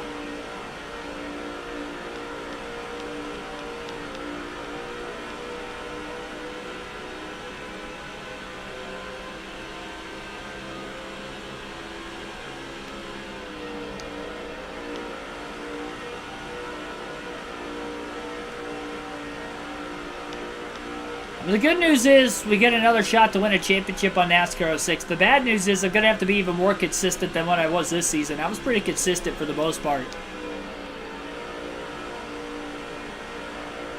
I can definitely have a little room for improvement. I think at a 13 average finish coming into this race, it's looking like it's going to drop a little bit considering where we're at right now.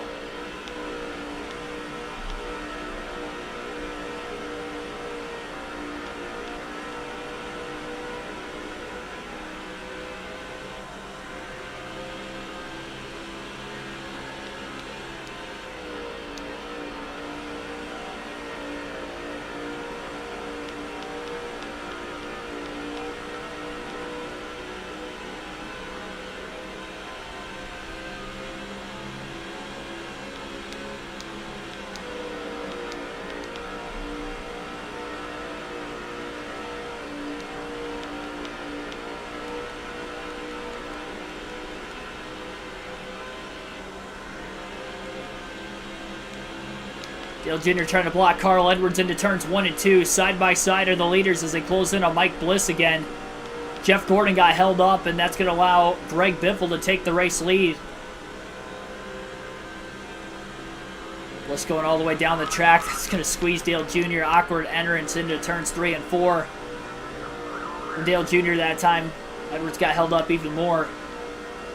So Greg Biffle leads. Gordon in 2nd. Edwards 3rd. We don't know who's led the most laps today. I know Carl Edwards has led a lot of laps. Is it possible? Is it at all possible that if Carl Edwards has led the most laps, that all he would have to do then is beat Jeff Gordon? Edwards in 3rd, Gordon in 2nd.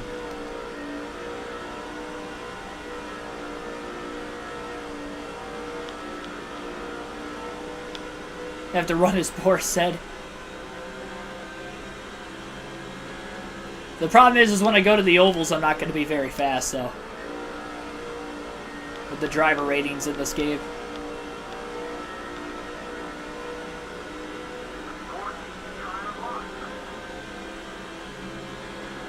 Jeff Gordon's lost a lot of time from Biffle even after Mike Bliss passed him.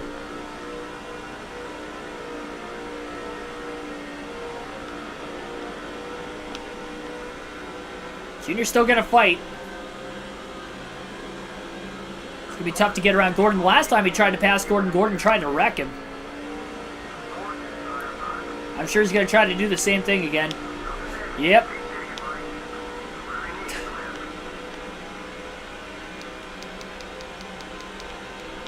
Definitely slowed both cars up.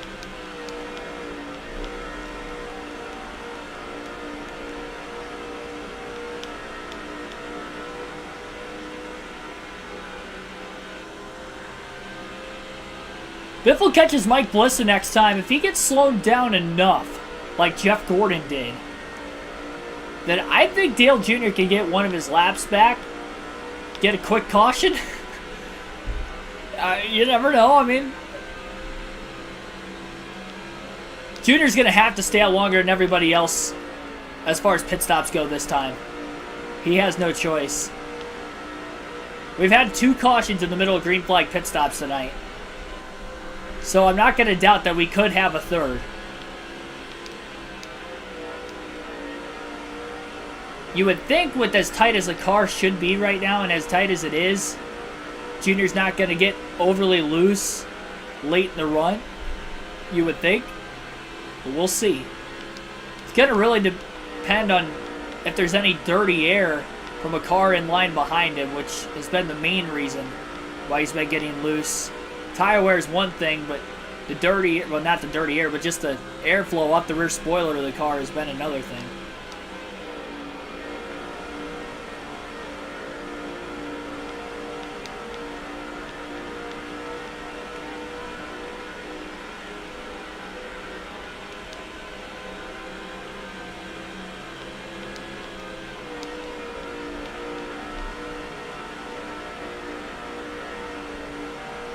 Tony Stewart, by the way, is up to 3rd, assuming he's on the lead lap, has passed Carl Edwards and is running down Jeff Gordon. Don't count Stewart out of the championship if he is on the lead lap, but he's going to need Gordon to finish 13th or worse leading laps, and Edwards is going to have to finish 10th or worse.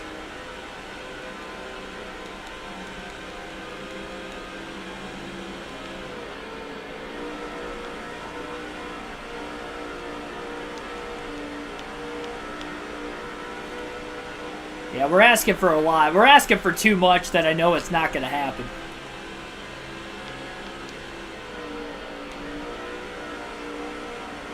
Don't have the race winning speed we had when we qualified on the pole, unfortunately. That wreck just really did us in. Had to be perfect. Dale Jr. was not. And early in this race, shot at the title went out the window. Greg Biffle's really pulling away, by the way, right now.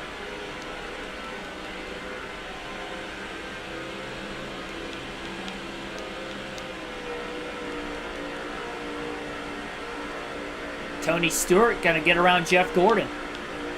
Carl Edwards closing in on the 24 car. Biffle closing in on Mike Bliss, but Biffle's probably a good 4 or 5 seconds ahead of Dale Jr. Gordon trying to cross Stewart back over. Biffle got around Bliss pretty quickly. Bliss did not hold up Greg Biffle at all that time.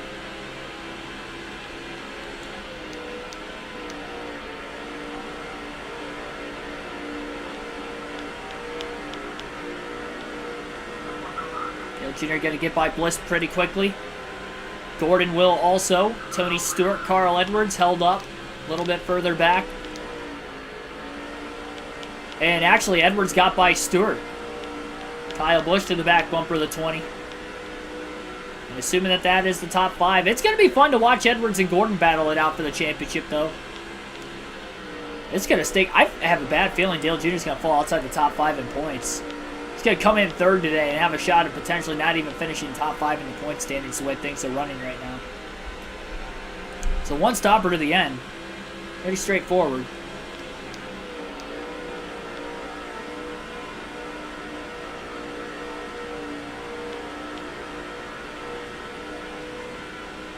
Oscar Ramirez Herrera, thanks for tuning into the stream also.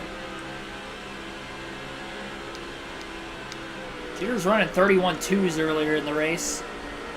For as far as speed goes, what the car was capable of at one point in time.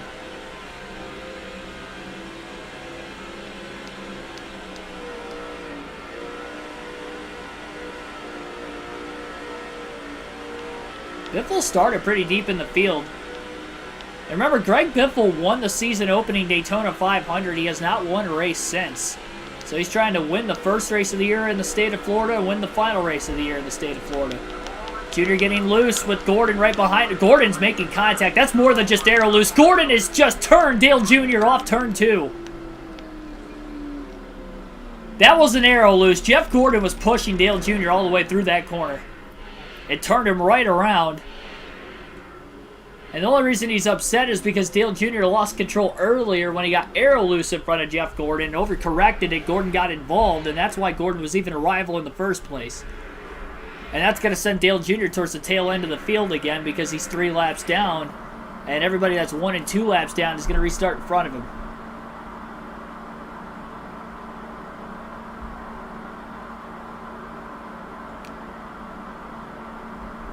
I mean, that's just not right.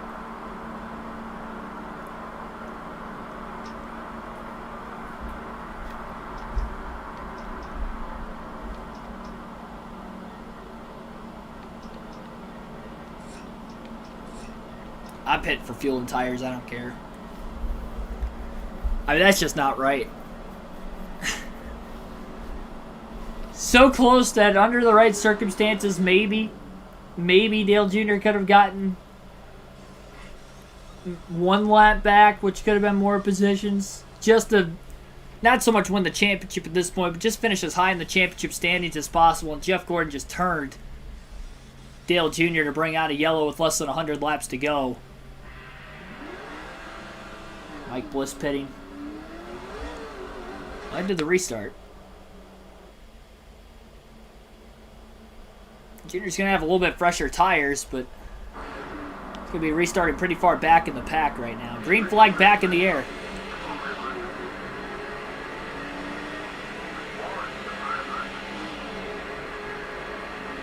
Just over 80 laps to go, about 84 to go to be exact on the restart. Actually, considering Junior's 3 laps down, we have 81 laps left on the restart.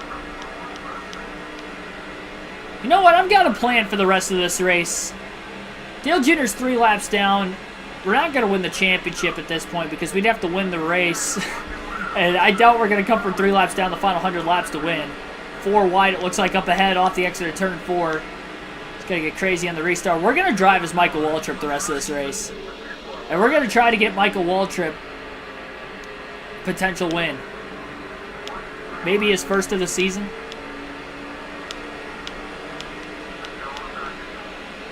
Truex is a couple laps down because he pitted a little early into the run a couple times. 4 wide is Waltrip to try and gain a couple spots as well as get by the race leader Carl Edwards to get his lap back. He has done so, so Waltrip up to 19th. So in the season finale, we'll run as the 15 of Michael Waltrip the rest of this race. Junior's 3 laps down. We'll hope for the best there, but I don't think anything's really going to happen. Every time a caution comes out, he's just going to have to keep restarting behind everybody else that's 1 and 2 laps down, whether he pits or doesn't.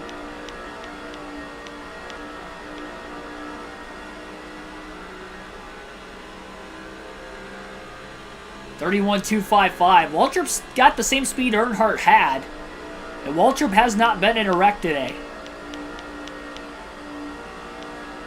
And he's got clean air. He is pulling away. Everybody else going 2, 3, 4 wide back there still, I'm sure. So change of plans tonight. Dale Jr. cannot win the championship based off the circumstances in this race. Untimely yellows being involved in multiple wrecks. His car is totaled. We're going to run as Michael Waltrip to try and get Waltrip a win in what would technically be his final ever race at DEI, because he would go on with his own team and Michael Waltrip Racing to run the 55 car in 2006.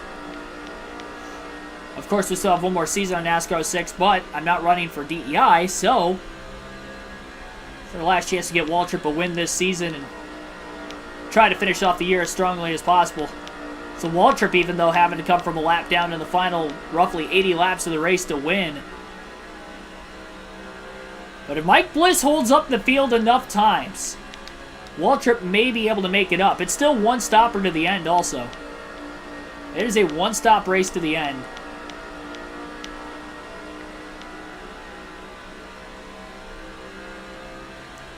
Trying to make it interesting, spoil the party for Carl Edwards and Jeff Gordon as much as possible. Edwards leads the race, therefore leads the championship. We're not really going to know who is going to lead the most laps today by the end. I think Edwards has led the most so far, but I'm not... Oh, and there's a caution. Caution is out for the upteenth time. And it was a wreck. Oh, man. Back of the pack, it looked like one car up and over Terry Labonte. Both the Labonte brothers have flipped at Homestead tonight. I don't know how Terry Labonte toppled over, but he did. It was after contact, I think, with the 00 of Kenny Wallace who came down the track. So that's going to help Waltrip out. That's exactly why we switched to him. And Waltrip's going to pit under the caution. I don't think they're within the fuel window yet. I think they're still at least a couple laps outside. We know we can't go more than 55 laps and run anyway on tires. Waltrip's going to top off. He's going to take fresher tires. And who knows? Maybe Michael Waltrip has a shot to win this race.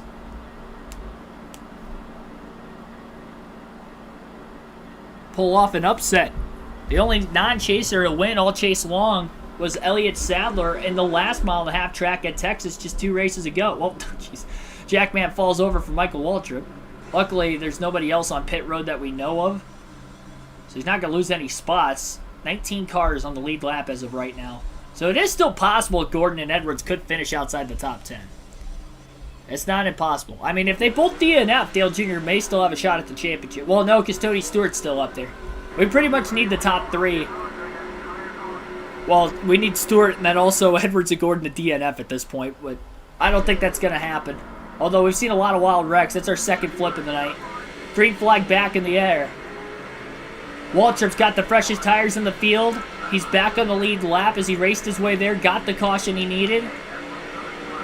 And now it's time for Michael Waltrip to get going on the restart.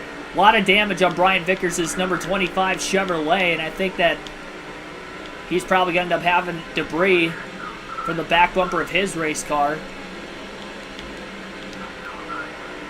He's going to try to get as many spots before a potential caution. 4 wide up at the front of the field off the exit of turn 4. One car in the wall off the exit of turn 4 as well. I think it was Kurt Busch. From Waltrip. After Waltrip had gotten into Dale Jarrett. Caution. It's probably debris for Brian Vickers. If I had to guess. Who was involved in that last wreck. And it is. Debris off Vickers. We might see debris off Terry Labonte considering he flipped as well. I would not doubt it.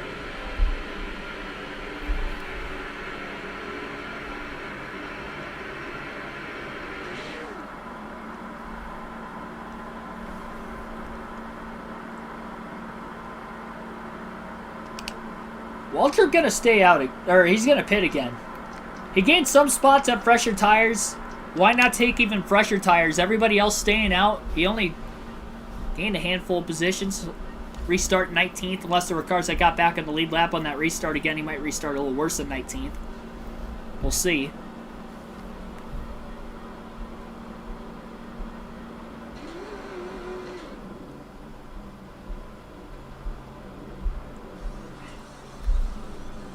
Trying to give a fun end to the season despite another mistake. Waltrip's pickers made 2 mistakes, the only 2 pit stops we've had with him like most of the year now. This final race of the year. That's a slow stop. 18.5 seconds with no damage on the car. Waltrip may be able to make it upfield to the end with that caution though. He's not going to have the stability in the race car to be able to go the full run. But you never know, under the right circumstances, he could win this race. Green flag back in the air. We're going to have 68 laps to go. I don't think the debris cautions are done yet. We know Victor still has a bunch of damage on his car. We know Terry Labonte flipped, so he's got a bunch of damage on his car from the last accident we saw. Contact from Waltrip to Leffler.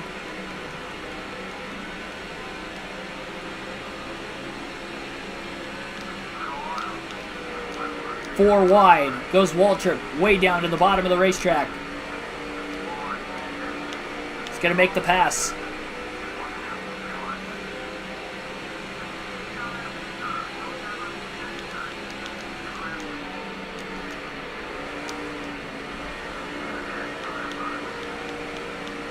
Oh, one car got loose. Almost got turned. I believe it was Scott Riggs in the 10 off the front bumper of either Jamie McMurray or John Andretti. Riggs made a great save as he was way sideways. They're checking up now, middle of the corner. Wimmer squeezed into the wall. Contact with Kyle Busch. Up on the outside lane. Oh, more contact. Labonte moving Jimmy Spencer out of the way. That was Waltrip to get up into Matt Kenseth.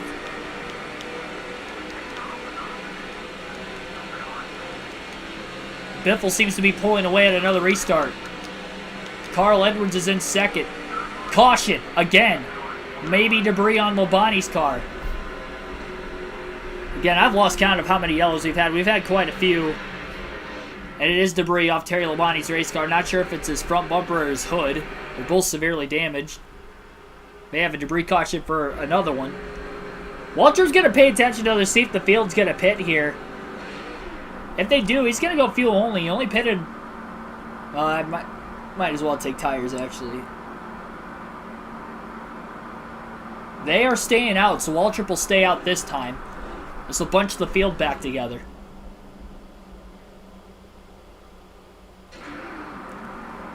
So Waltrip not going to pit this time. He'll restart in 10th.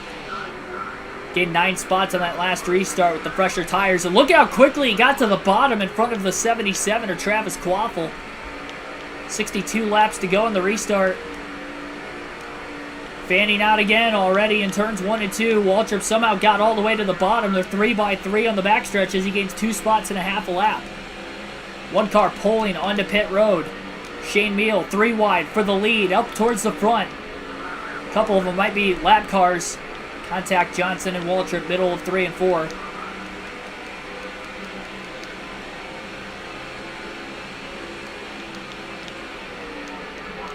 Contact up high. It looks like Gordon and Edwards were side by side. I don't know if those were the two that made contact or not. Waltrip's 3 wide middle. And Michael Waltrip is inside the top 5 for the first time tonight. Riggs going to pit underneath him, so that's going to be good for Waltrip to get back to the bottom of the racetrack.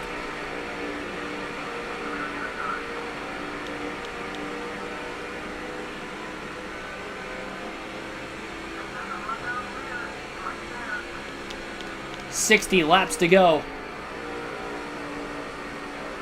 Biffle leads, Gordon second, Edwards third. If Edwards has led the most laps today, Gordon would have the points lead by just 5 points. Waltrip looking for 4th on Jimmy Johnson. Junior into pit for the final time. Out of the championship hunt anyway, being 3 laps down. Waltrip clears Johnson for 4th off turn 4 with the clean pass.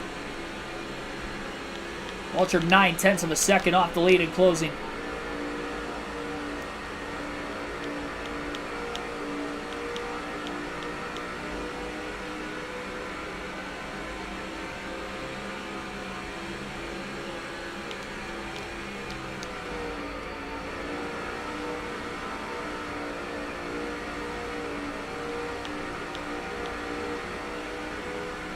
Waltrip can't wreck or be involved in an accident or a caution in any way if he is to pit under a yellow, so he's got to keep it clean to the end also. Billy Kramer, thanks for tuning in.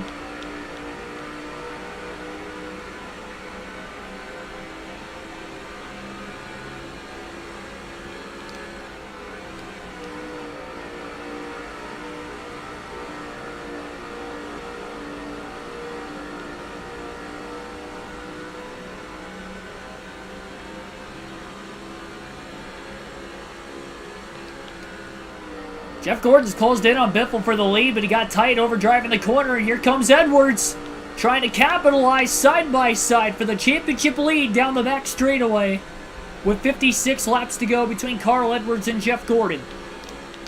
For second place on the racetrack before the championship amongst them. If Edwards has led the most laps, all he has to do is beat Gordon. And if he hasn't led the most laps today, then he's going to have to beat Gordon by 2 positions or win the race because it's a 10-point increment between first and second. Edwards, though, overdrives it, trying to get by Gordon. He was underneath him, couldn't pass him. That's going to allow Michael Waltrip to move past Edwards. Edwards is going to lose some points there. Michael Waltrip, he wants to go out here and win this race. He's got fresher tires. I don't know if he's got the car these guys do. But he is fighting. And he's going to get to second. He'll get by Gordon. So Gordon third. Still without a hood. Edwards in fourth. Waltrip just ran his fastest lap of the day. 31.153. Biffle goes wide. Waltrip almost underneath him. Michael Waltrip has not led all day. Big block by Biffle back straightaway.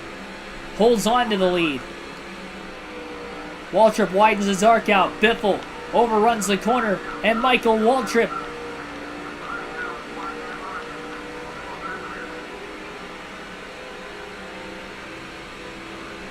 has led his first lap of the race. And Waltrip leads at Homestead. In the season finale, trying to get his first win of the year. Leaders closing in on Mike Bliss. Another lap or two. Gordon underneath Biffle for second. Biffle blocks him. I'm sure the Biffle likely help his teammate try to win this championship.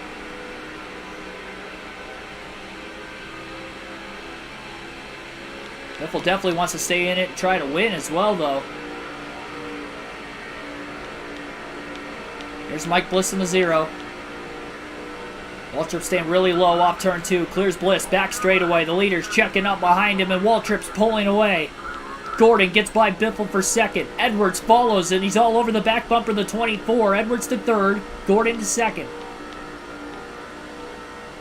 Winner takes all between Gordon and Edwards. Imagine Waltrip leading the most laps if somehow Edwards hasn't led more than 50 laps today. I feel like he has. I feel like somebody has. Even if it hasn't been Edwards. Even Biffle's like quite a bit late in this race. So one stopper to the end for everybody who did not pit during those last couple cautions. Waltrip's good on fuel to the end. Should be at least. The tires. Will they hold on to the finish? Or will he have to pit? His picker's made 2 mistakes already. So can't really rely on them. And those are under non-pressured pit stops. I don't know that a pressured stop's going to be good enough for Waltrip.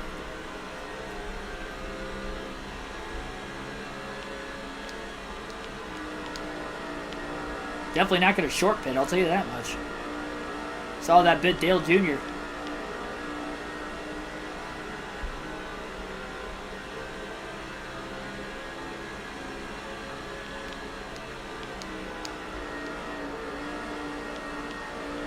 Oh, Gordon gets squeezed by Edwards. Biffle takes him 3 wide for second. What a move by the Biff. And Edwards is trying to get by Gordon on the backstretch. Biffle's going to pit anyway. 99 down low, 24 up high. And as they battle, Waltrip going to pull away even more. Biffle pitting earlier than everybody else in the top 4. Trying to cycle out in the lead. Trying to get his second win of the season in the finale.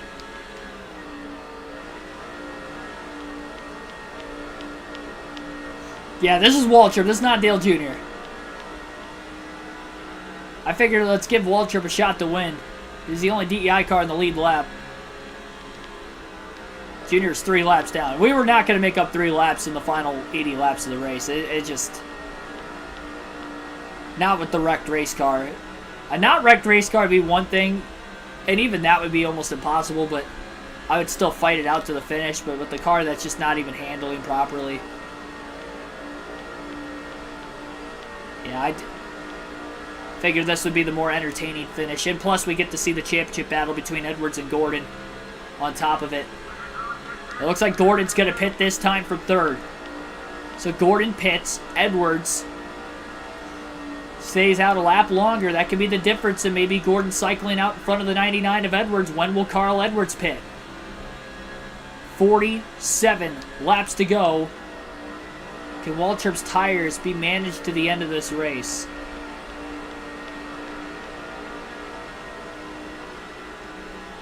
I think as soon as Edward pits, Waltrip should pit just to be safe because his tires are not going to go 67 laps. We've kind of proved that theory quite a bit. And the longer he stays out, least likely he is of getting back into the lead.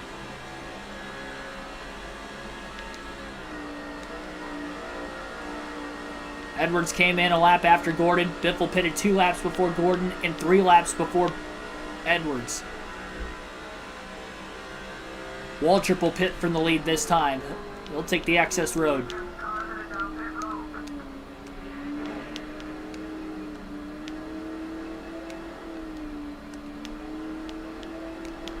Dale Jr. sped on pit road earlier. Waltrip trying not to do so. He does not. Waltrip's in. 4 tires. We know he's good on fuel to the end, so he's not even going to take fuel. Trying to shorten the amount of time he's on pit road. And no adjustments. Less than 55 laps left. You won't have to worry about the tires to the end of the race. The money stopped for Michael Waltrip.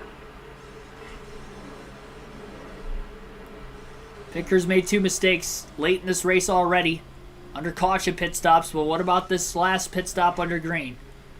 So far so good on the rights. The lefts so far so good. They'll drop the jack and away goes Waltrip. Will he cycle out in the lead?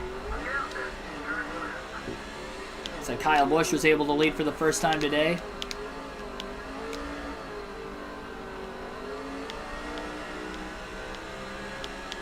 Waltrip trying to get up to speed. He's gonna do it.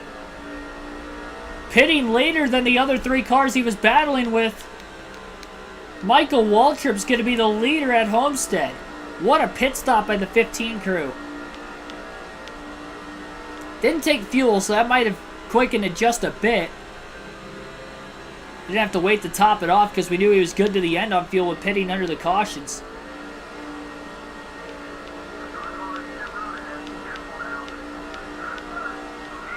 Kyle Busch cycling off a pit road currently. So a 1.8 second lead. The only thing now is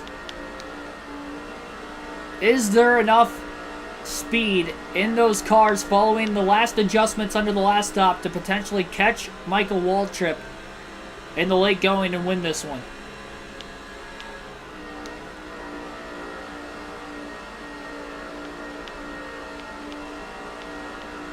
Gonna have to deal with Mike Bliss probably 3 or 4 more times before the end of the race as well.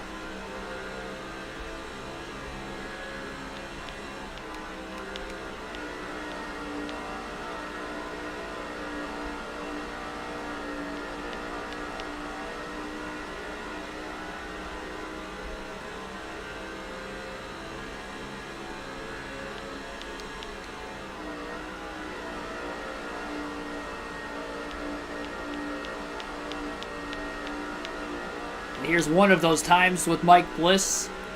Probably in the middle of turns 3 and 4, Waltrip will catch the 0. Really has to hope Bliss doesn't stall him out. Waltrip to the outside. Blows around Mike Bliss. Bliss stayed down low all the way through the corner. 41 laps to go for Michael Waltrip to pull off the upset.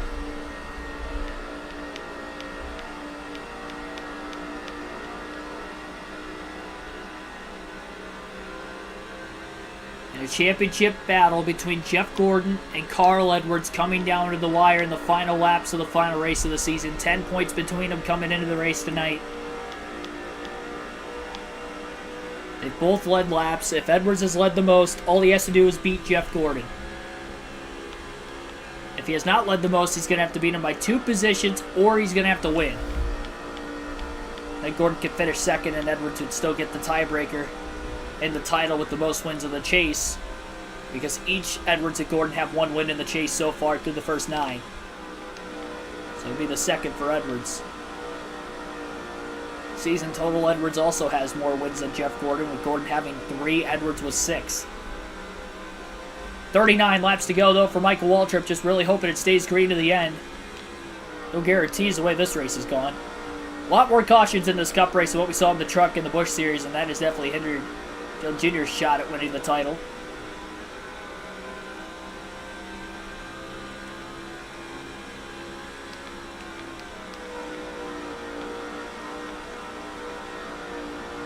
Mike Bliss held up second on back a little more as Waltrip got by him pretty quickly, and Waltrip's out to about a 2.7 to 2.8 second lead.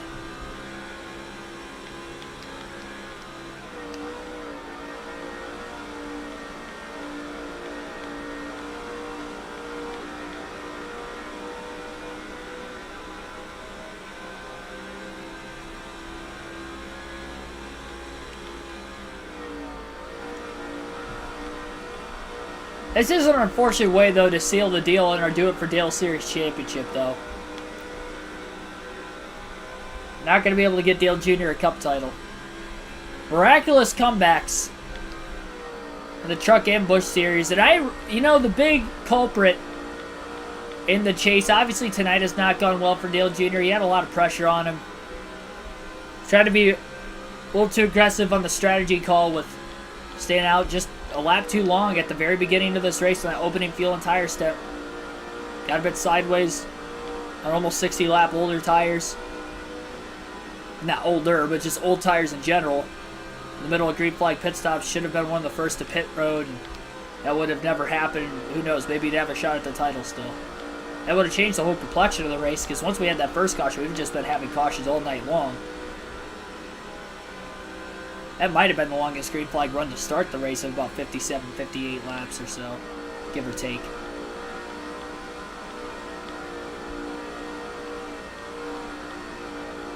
Whoever's in second's a bit faster than Waltrip, but if they can't get by Michael Bliss, if they can't get by Mike Bliss quicker every time they catch him, Waltrip's going to win this race outright if it stays green. I think it's Waltrip's race to lose at this point. Probably going to be the most laps he's led in a race all season.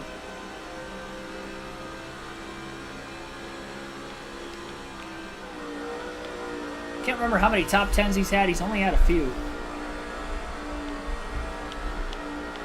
I don't even know that he's finished in the top 5 at all this year, to be completely honest. I know Truex has twice.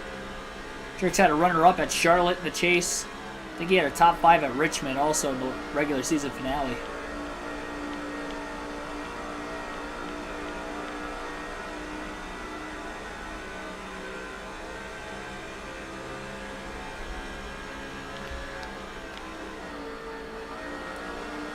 One more championship race yet this week, though. NASCAR 21 Ignition tomorrow night. Our Championship 4 race at Phoenix.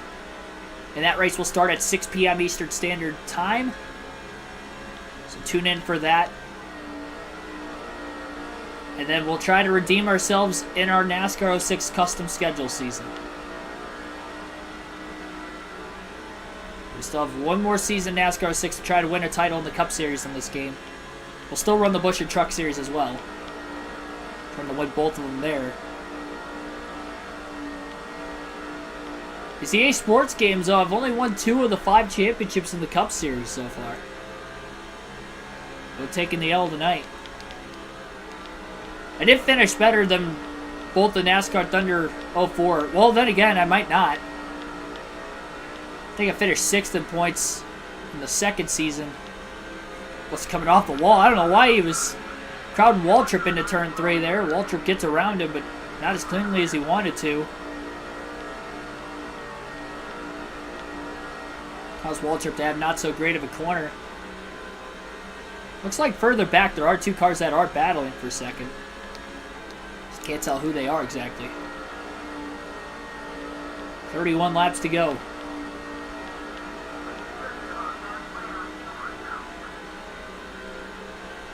Waltrip's about 6 laps to the good on fuel. We knew he was going to be good to the end. That's why he didn't take any to have a little bit faster of a stop.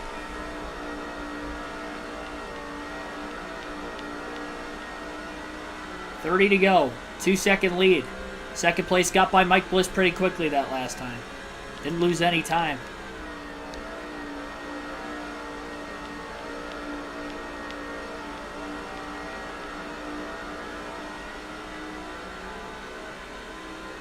Waltrip has a fast car because he's kept it clean tonight. Same equipment as Dale Jr., who had a fast car at the start before he got in a wreck. Truex has been involved in a wreck or two as well, and is also multiple laps down.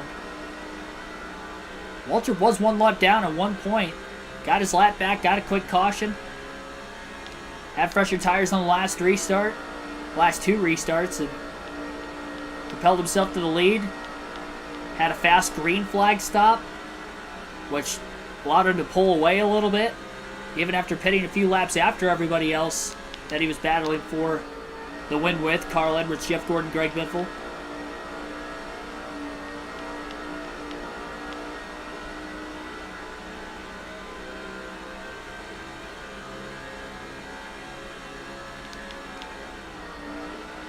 I mean, that's one thing, though. If this was a season-long points format, Edwards probably is going to win the title. He still might win it anyway, but if it was a full season points format, we would not have won the championship. We probably wouldn't have even had a chance coming into the final race.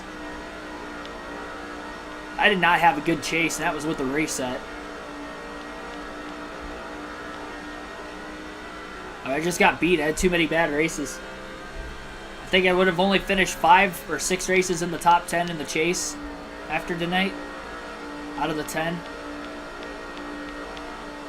I mentioned that we were probably going to have to go 8 at least to win the title after the first 2 races. It looked like pretty much everybody was struggling at the start of the chase. And yeah, we didn't hit that number. 5 or 6, that's not good enough. Seemed like we were either winning a chase race or we just weren't finishing good. I think Texas finishing 5th was the only race that I finished top 10 that I didn't win in the chase. And every other race I finished outside the top 10. I think I won 4 chase races.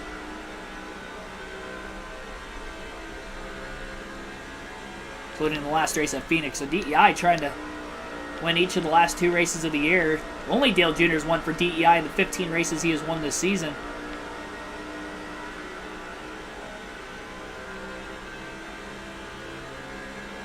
.25 laps to go. Down to a 1.6 second lead. And Waltrip does not have the fastest car. Santiago Kid, thanks for tuning in. I have no clue how many cautions. We've had a lot, I can tell you that much. It's not up to Dover where we had 23 and broke the NASCAR record, but I would have to imagine we have over 10 cautions, easily. I probably, if I had to guess, somewhere between 10 to 15 cautions. It's mellowed out at least a little bit, getting through green flag pit stops later in this race now. And again, Edwards Gordon still battling for the championship. There's a chance Edwards might not lead the most laps, depending on how many laps he's led, because Waltrip's led a lot here late in the race. He's going to lead over 50 laps if he leads every lap to the finish from here on out. If Edwards leads the most laps, all he has to do is beat Gordon. If he doesn't lead the most laps, each of them have got 5 bonus points. Again, Edwards would have to beat Gordon by 2 positions to win the championship. Lead down to 1.4 seconds. Gonna catch Mike Bliss this time. Probably gonna catch him at least 1 more time afterwards, maybe 2 more.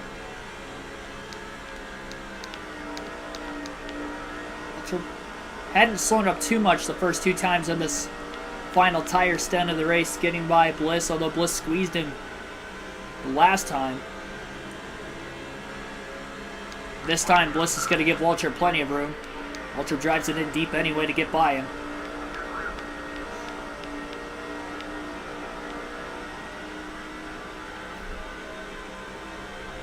They're going to catch Bliss down the back straightaway. They're going to get held up into turn 3.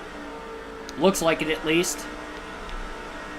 It was a 1.4 second lead that really only costed second place about 2/10 of a second. So Waltrip about 2/10 of a second quicker that last lap at second place. More clean air for both of them now.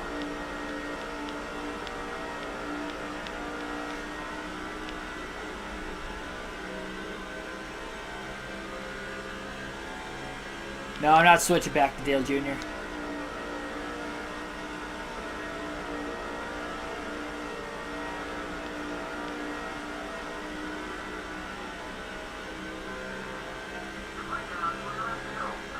We're committed on just trying to get Waltrip to win at this point because Junior's not going to win the title.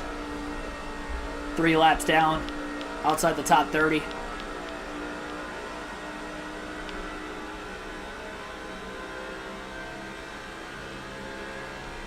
If it wasn't the last race of the year, I wouldn't do it.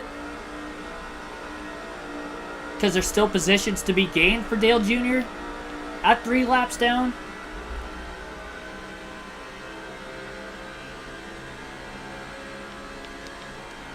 So there would still be points to gain, but in the final race where I know I'm not going to win the championship under the circumstances with Gordon and Edwards running where they're at. Unless they all DNF in the last 20. They both DNF in the last 20 laps. That'd be the only chance Dale Jr.'s got at the title.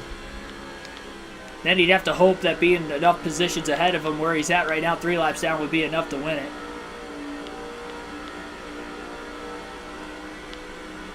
Lead down to 1.1 seconds, 18 to go.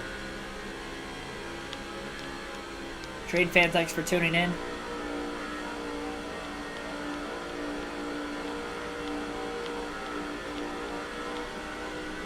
It's either Greg Biffle or Carl Edwards in second. I don't think it's Jeff Gordon. I probably lean towards it being Biffle.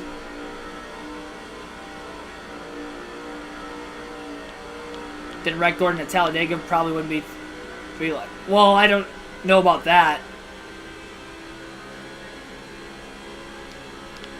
I don't know if that would mean that we're not 3 laps down right now, but we'd have a better shot at the championship. Maybe not a better finish at today's race, but still a shot at the title. Well, then, remember Tony Stewart wrecked us at Atlanta. He flipped us on, like, lap 6, too, and we ended up finishing 37th. Like 6 or 8 laps down in that race. Because we had 0 speed from that big wreck early.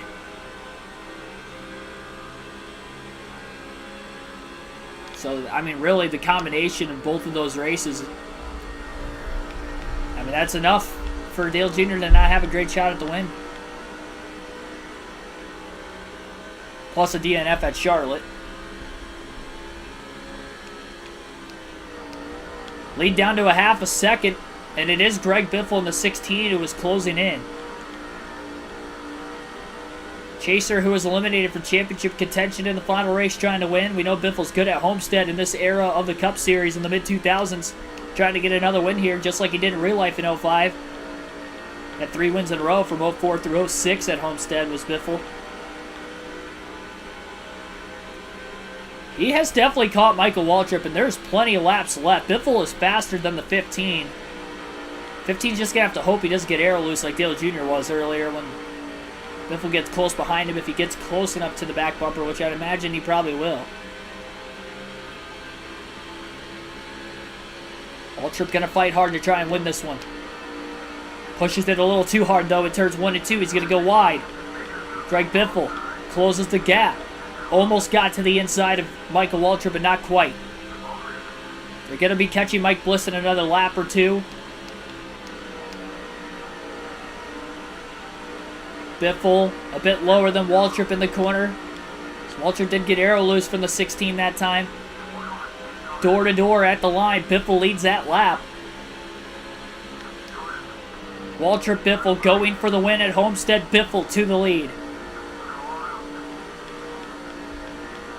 Catching Mike Bliss. He's going to get to the inside of Biffle. He's going to try to trap Biffle behind Bliss. He used Mike Bliss as a pick to get back by the Biff. And Biffle's still stuck behind him through 3 and 4. That's going to buy Waltrip more time. 12 to go. Waltrip out to a 1.1 second lead again. He can thank Mike Bliss for that one. One Mike helping another Mike.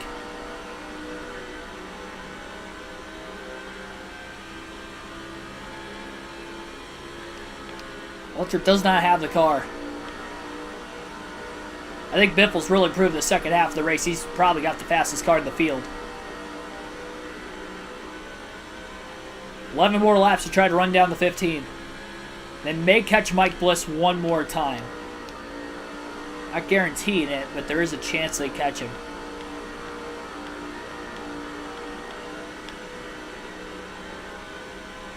It Fuel not an issue. Waltrip should be about 6 laps to the good.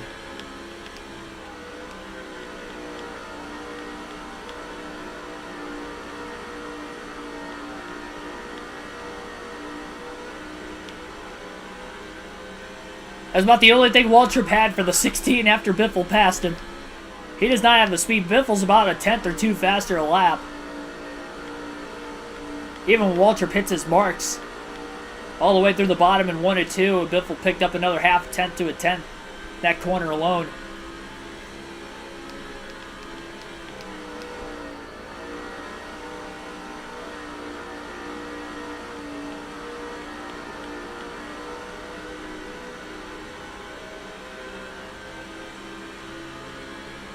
Nine laps left. Neither of these two are going to win the championship, but one of them's going to get the win, and one of them's looking for their second win. First, since winning the season opener, the Daytona 500, riding a 35-race winless streak. The other, trying to get his first win of the season. Will, out of technicality, be Michael Waltrip's final race at DEI. 8 to go. Biffle within a half second again.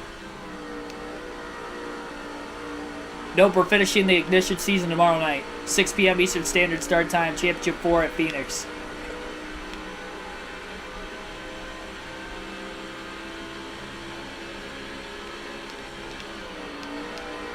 And live race commentary for the Xfinity race Friday night at Bristol. Cup race on Saturday night. And then we'll start our NASCAR 6 custom schedule seasons with the Daytona 500 on Sunday. So still big week on the channel yet to come. A lot of great racing so far this weekend. This one gonna have a great finish to the race itself, and the championship battle, but not for the reasons we would have hoped for, with Dale Jr. getting involved in wrecks early. Just never had a shot from then on. That first wreck. Can Waltrip somehow hold the 16 behind him? They may catch Mike Bliss one more time. Biffle looking low off turn 4. Waltrip just does not have the speed. He'll lead this lap. 6 laps to go in the race. Deep dive by Greg Biffle. He's going to make the pass for the lead in turns 1 and 2. Waltrip's going to fight hard to try to stay with him, but it's going to be tough. He's got to hope Mike Bliss slows down the 16 one more time. Waltrip was able to use Bliss as a pick the first time.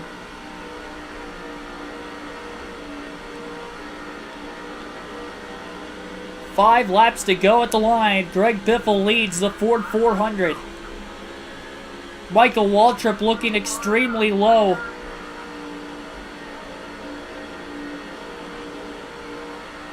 Got off turn 2 pretty well. Door to door for the lead. Back straightaway. Biffle with a big block. Waltrip, all 4 tires down on the apron, going into the corner. He power slides.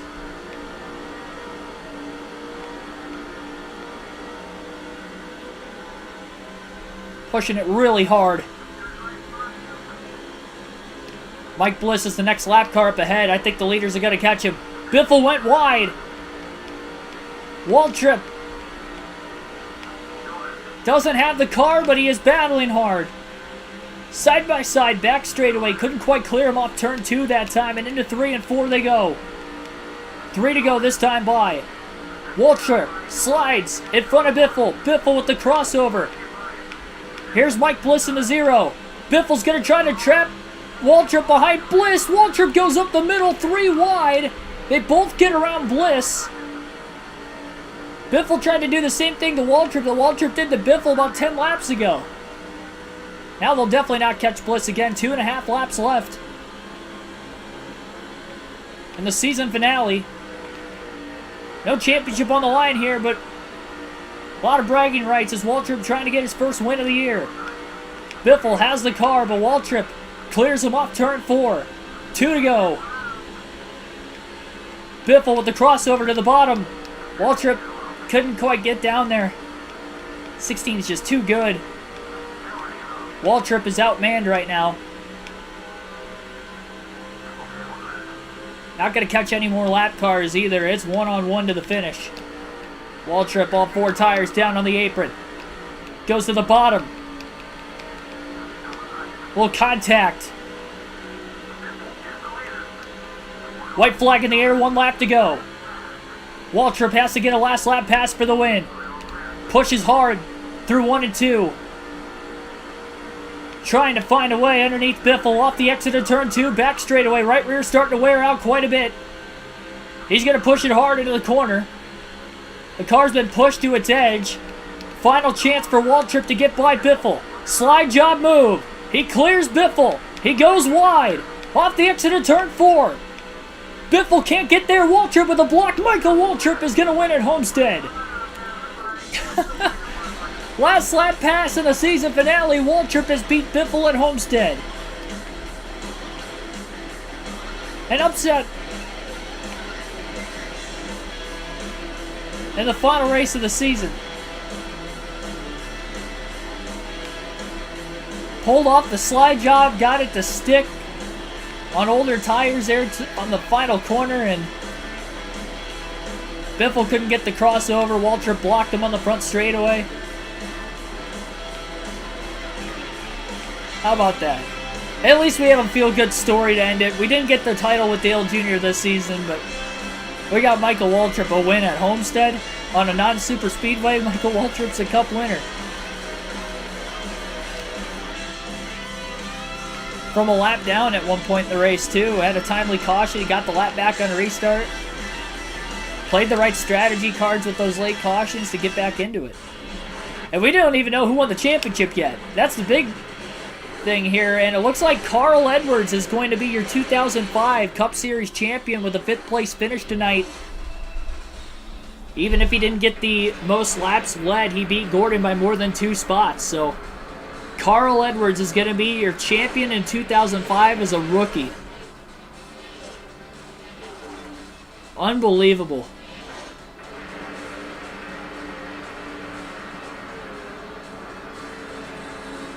A rookie has just won the championship in the Cup Series for the first time ever. By 1 lap, Michael Waltrip gets the most laps led over Greg Biffle. So Edwards led 45. He was very close to most laps led, but with the Biff and Waltrip leading a bunch of laps late, that took away Edwards' 10 bonus points, only gave him 5. Johnson was the best finishing of those competing for the championship tonight, but he was also the furthest back of anybody coming into the race. Had 5 bonus points, but made his own history. Michael done it, yep. Started 10th, too. I mean, he had a good car at the beginning. He kind of faded middle, and we took over with him late. Junior had no shot at the championship or a win. 3 laps down with less than 80 laps to go in that last restart. And never ended up having another caution anyway, so I'm glad I did it because we were able to get a win with Michael Waltrip. 10 cautions today for 30 caution laps, 42 lead changes, 3 hours, 5 minutes total time in the race today. I believe that last green flag run was definitely the longest of the race, as it stretched a little more than 60 laps. Mark Martin finishes 4th. Edwards again rounds out the top 5. I think that was Kurt Busch finished 6th. Tony Stewart 7th. Matt Kenseth in 8th. Jeff Gordon 9th. Bobby Labonte 10th. Dale Jr. was the only one of the drivers that came into the race today with a shot at the title that did not finish in the top 10. And of all the chase drivers, too, 8 of the 10 chasers finished in the top 10 outside of Michael Bliss. That's the second time I said Michael Bliss. Mike Bliss and Dale Jr. were the only 2 chasers that didn't finish in the top 10. See you all DNF'd. Quite a few engine failures. Ryan Newman, Boris Said, Kenny Schrader, Jeff Green, Casey Kane. Mike Bliss finished, but many laps down. Casey Mears blew an engine late, didn't realize that. So considering Bliss finished, it looked like we had 7 DNFs in this final race of the season. Sorry, 6 DNFs. And Dale Jr. finishes 26th. 3 laps down. Truex 2 laps down at 32nd, but Waltrip is the one carrying the banner for DEI today. 10th of a second margin of victory. That was it for the 15 over the 16. And we get to see Michael Waltrip in victory lane at Homestead. And Carl Edwards will be the champion in victory lane today as well.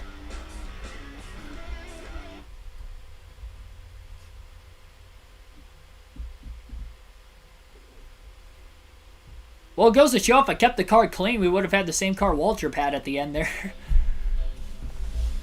which was at least race-winning capable. Maybe not the fastest, but honestly, though, with Carl Edwards getting a 5th place finish, even if Dale Jr. won and led the most laps today, Edwards finished high enough in the running order to win the championship. We would have needed to have Edwards finish 9th or worse, and he finished 5th. So even if we did win the championship and didn't have any struggles today, we wouldn't have won the title. So that makes me feel a little bit better, at least that I didn't cost myself the championship early in the day, because Edwards and Gordon both finished in the top 10.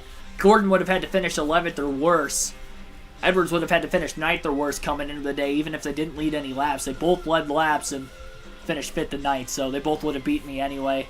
Tony Stewart ended up finishing 7th, so we know he finished ahead of us in points. Yeah, Dale Jr. loses 3 spots in the standings today. Unfortunately, by 2 points, misses out on the top 5 points finish, with Kurt Busch getting 6th. Kurt Busch beat us by just 2 points for that 5th spot. Carl Edwards wins the championship by just 7 points over Jeff Gordon. Gordon, tight. I mean, I came down to the final couple laps of the race again, just like the truck race did the other night. But this time, unfortunately for us winning the championship, it's Carl Edwards. It's the 99 that gets the upside of it this time. 99 on Friday or Monday night. That wasn't the case. Tony Stewart finishes 3rd in points, 61 out of 1st, pretty close to. Jimmy Johnson within 1 race worth of points, 122 back at 4th. Kurt Busch 138 back. Dale Jr. 6, 140 back. Greg Biffle finishing 2nd today, gains a couple spots in the standings, so finishing 7th. Matt Kenseth 8th. Mike Bliss was not last of the chase drivers, even with a tough finish today, having engine issues early. And Bobby Labonte, who flipped today, probably the only reason why Mike Bliss still finished ahead of him, even though Labonte did rally to get a 10th place finish. All things considered, Labonte will be last of the chasers. That's crazy, though, that the top 8 were all within 206 points of each other. He scored 190 in a full race. Biffle was 175 back. I mean, that's how tight the season was. 6 drivers had a shot going into the day. And Johnson, who went in 6th, picked up 2 spots. Up to 4th. And he gained spots on the cutoff, or well, not the cutoff line, but the championship too. Both him and Kurt Busch gained points, I believe. Actually, no, Kurt Busch did not gain points. Kurt Busch stayed tied from when he came into the day. Jimmy Johnson, he gained points, so he was 142 back and ended up gaining 20, with Gordon losing the points lead and him finishing a little bit better than Edwards and Gordon. The best and biggest backflip for Carl Edwards, yeah, really. We'll go through the season stats. I do have season stats for every Cup Series driver once I get the results from tonight's race in. I'm not going to give my average finish, just so we can save a little bit of time on the stream. Unless you guys want me to, let me know in the chat. But that's going to take some time also.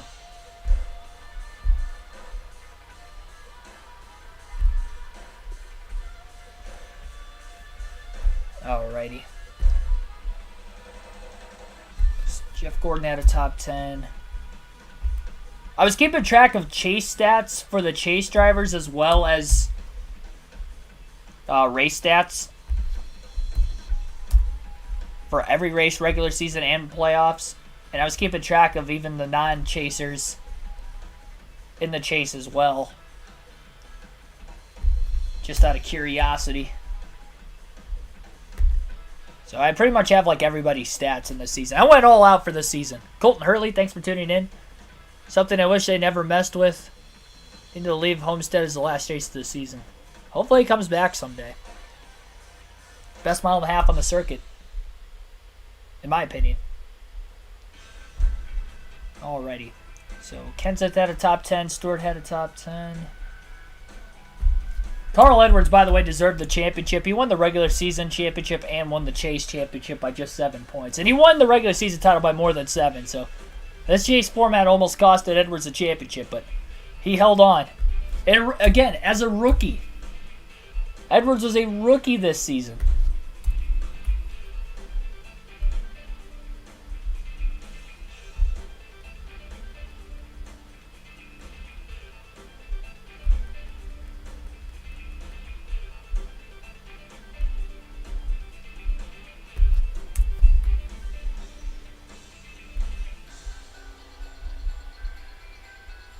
I didn't even see how many laps Dale Jr. led today. I'll have to go back and look at that.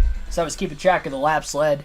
I didn't keep track of laps led for everybody because it was getting too hard after a while, especially on those fuel mileage races and any of the super speedways where everybody was leading laps. I have my laps led and that's it, but I have top 10s, top 5s for everybody once I get tonight's in.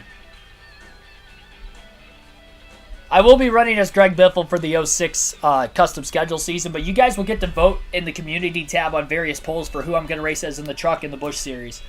So be on the lookout for that. I'll start the polls tomorrow for that. And then, again, NASCAR 21 Ignition tomorrow night on the channel, our final race on NASCAR 21 Ignition with the 2021 schedule and the 2021 drivers at least. Once the 22 update comes out, I want to do a season with that as well. But as far as NASCAR 21 Ignition, the way it is before the season update, that's going to be the last race.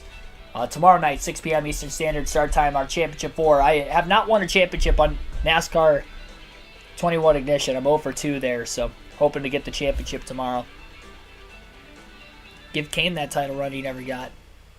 Well, I mean, you guys get to vote for me to race as Kane in the Busch Series, not so much in the Cup side. You can vote for NASCAR 07 when the time comes back around after we get through the custom schedule season, so I'll let you vote for the Cup Series again. But as far as the this game goes, you get to vote for Busch and trucks. Yeah, it stinks when it stinks that we failed the mission of getting Dale Jr. We got him a 3rd Busch title, but we did not get him his first Cup Series championship. Could not rewrite history.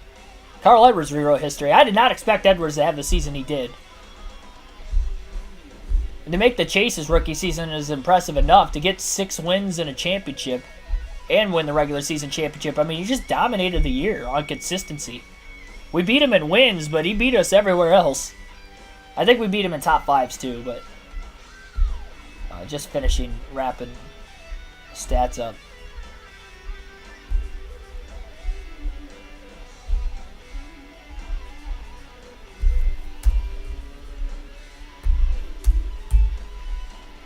Wait till you hear Carl Edwards' stat line this year. It's just ridiculous.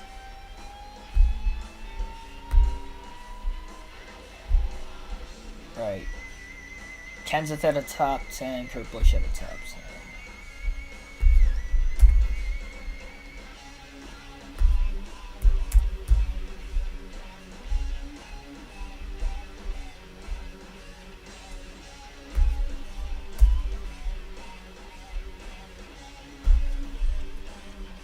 I didn't have the least amount of top 10s of any Chase driver, but I was pretty far towards the bottom. And that's why we did not win the championship, and that's why we finished 6th. We didn't even finish 2nd.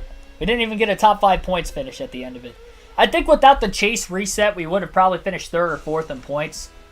I think the 3 drivers that were ahead of us at the end of the regular season was Carl Edwards, Tony Stewart, Jimmy Johnson. I don't think Gordon was up there. I think he was behind us.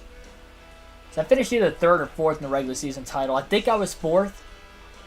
I think Johnson was 3rd, Stewart was 2nd, and Edwards was 1st. If I remember correctly. So we might have still beat Gordon. I'm not sure how many points behind us he was. We were way ahead of Kurt Busch because he was like 7th or 8th. And we were really close to Johnson and Stewart for 2nd in that last race. But we were like over 100 points behind Edwards. So a full season points format, we might have still had 4 drivers have a shot for the championship going into the night, but Edwards would have had to literally just finish like top 25, top 30, he would have won the title.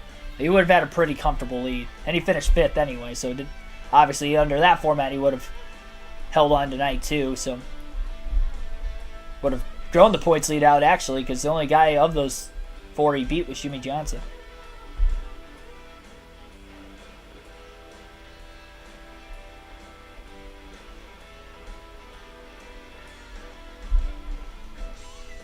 Alrighty.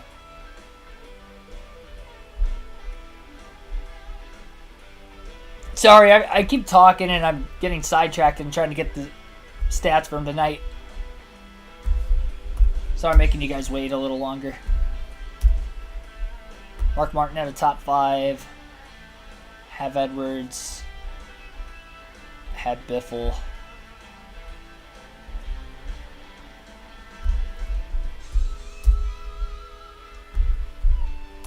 Obviously, Waltrip won.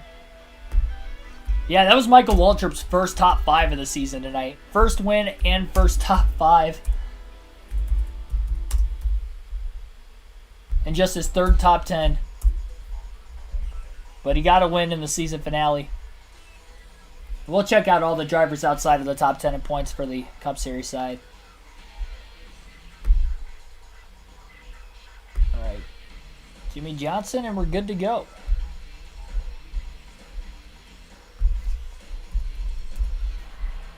Jimmy Johnson only had 4 top 10s in the chase. Tied for the least amount, but he still finished ahead of us. It's because if we didn't finish, we were finishing so terribly.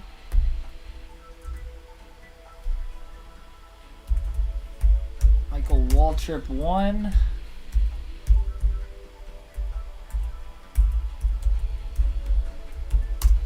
I gotta see how many laps Dale Jr. led. I missed it when I was going through the first time. We had a shot to lead. There's a milestone we could have had tonight. You ready for that? Been sitting here for a while. Alright, I got the full season stat line ready to go now.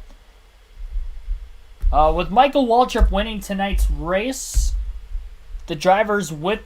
Well, first of all, we had 1, 2, 3, 4, 5, 6, 7, 8, 9, 10, 13 different winners this season. With Michael Waltrip winning the season finale tonight.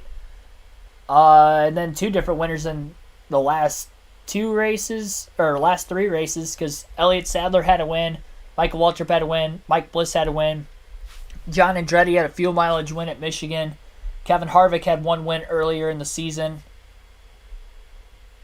Tony Stewart had 1 win. Ryan Newman had a win in the regular season. Greg Biffle won the Daytona 500. That was his only win. Matt Kenseth had 2 wins. They were both in the chase, I do believe. Kenseth's 2 wins. He had 1 win at Talladega in the chase.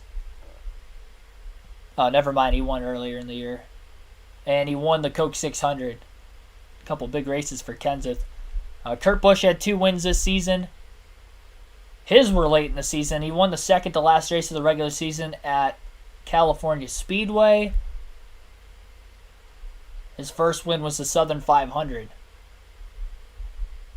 So crown jewel win for him as well.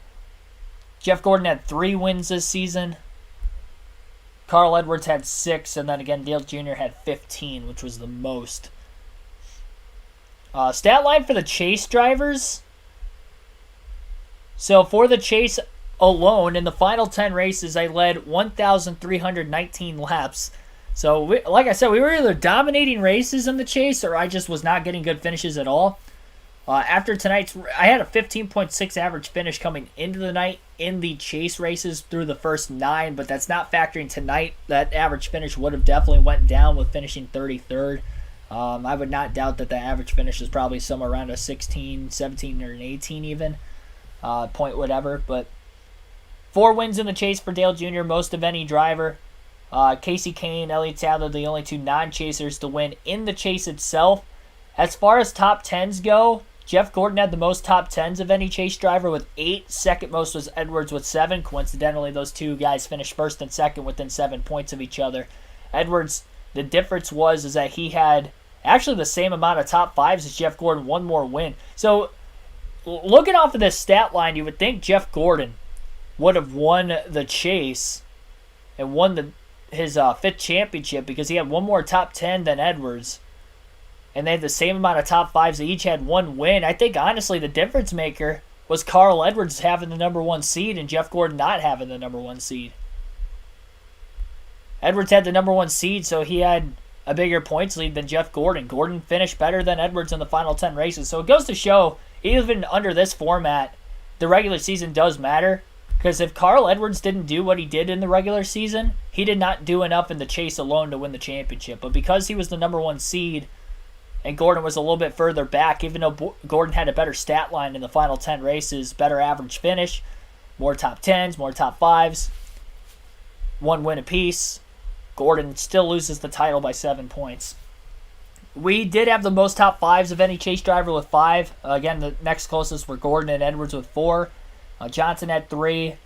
Everybody had at least one top 5 of the chase drivers. Labonte and Kenseth were the only 2 that had 1. And Kenseth's was his Talladega win. Was the only top 5 he had in the chase. Labonte had a top 5 as well.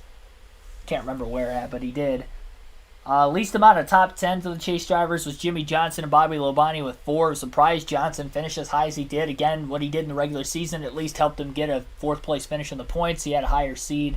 Like I mentioned, he was either 2nd through 4th going in, so I helped him stay top 4. Oh, I muted myself? Are you sure?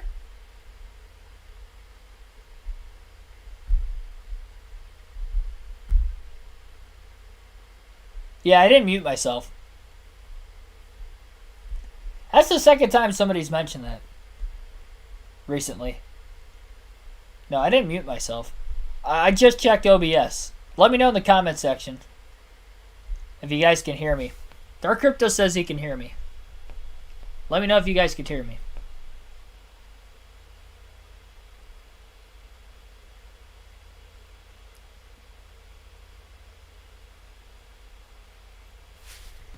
I'll monitor that on the side for right now. I'll keep talking whether you guys can hear me or not. I'll adjust accordingly. The only drivers in the chase to win in the chase, Mike Bliss had 1 win in the chase. Matt Kenseth had a win. Gordon had 1. Edwards had 1. Earnhardt had 4. And then Michael Waltrip, Elliott Sadler had 1 apiece, but they were not in the chase itself. So not going to go through the fantasy drivers necessarily because there were actually only 2 fantasy drivers that had top 10s all season. The 144 and the 133 each had 1 top 10. That was it.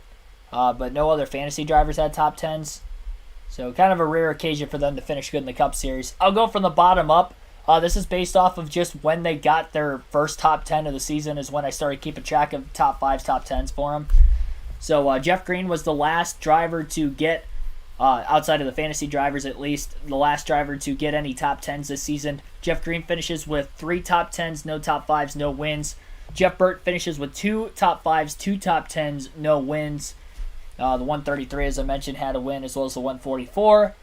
Terry Labonte had just 1 top 5, 1 top 10 this season. Kenny Schrader had 1 top 5, 1 top 10 this year. John Andretti just had 1 top 10 finish this year, and that was his fuel mileage win at Michigan. So he had 1 win, 1 top 5, 1 top 10, all in the same race. Fuel mileage win at Michigan. Jeremy Mayfield has 4 top 10s on the season, 1 top 5. Obviously no wins. Ricky Rudd didn't have a top 5 or a win, but he did have 3 top 10s. Boris Said had 2 top 10s. I think they were both road courses, I'd have to assume.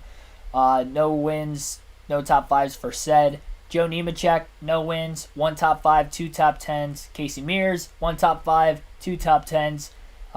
Jason Leffler had 1 top 5, 1 top 10, no wins for all of those guys. Michael Waltrip got his first win in the season tonight at Homestead. That was his first top 5 as well, his 3rd top 10. Case Gann had 2 top 5s, 8 top 10 finishes. Jamie McMurray had 1 top 5, 4 top 10s. No wins for McMurray or Kane. Mark Martin didn't have a win this season, only 3 top 5s, but 14 top 10s. He was one of the drivers that just barely missed the chase at the end of the regular season. Dale Jarrett ended up with just 1 top 5, 5 top 10 finishes. No wins for him. Scott Riggs had just 1 top 10, no top 5s. No top 5s. 2 top 10s for Travis Quaffle. Rusty Wallace had 8 top 10s, no top 5s in his final season. Elliott Sadler had 1 win at Texas at the end of the year, 9 top 5 finishes, 16 top 10s. And if I'm not mistaken, I think he finished 11th in points. Oh, no, he didn't. Wow. He was so good in the chase and still didn't win it. Kevin Harvick blew an engine at Phoenix, I think it was, too. So I guess by 80 points, Kevin Harvick finished highest of anybody that didn't make the chase. But Sadler had a good chase despite not being in it. Harvick still beat him. And I think Sadler went in 11th into the final 10 races too. I didn't realize how good Kevin Harvick was.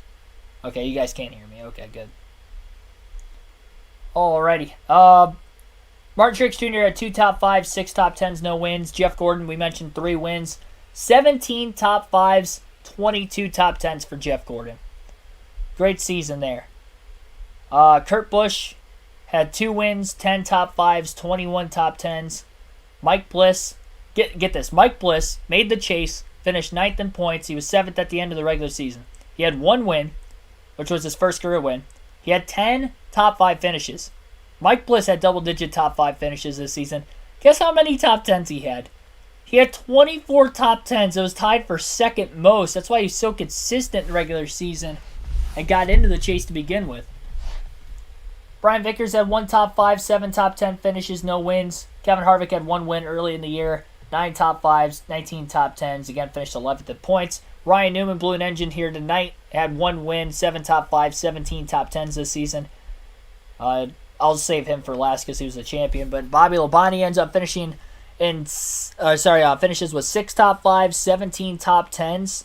No wins for Bobby Labonte, one of the couple chase drivers that didn't have win. Jimmy Johnson didn't win this season despite finishing 4th in points and top 4 at the end of the regular season standings as well. So very consistent, but no wins to show for Johnson. 14 top 5 finishes and 21 top 10s. And I believe Johnson had the tied for 5th most top 5s this season. So he was very, very good despite having a goose egg in the win column. Tony Stewart had 1 win, 15 top 5 finishes, and 24 top 10s. Great season for Stewart. 2 wins for Matt Kenseth, 9 top 5s, 19 top 10s. Kyle Busch, rookie season, not too shabby. 6 top 10s, 4 top 5s, no wins. Greg Biffle with 1 win in the Daytona 500, 14 top 5s as of tonight, 22 top 10 finishes.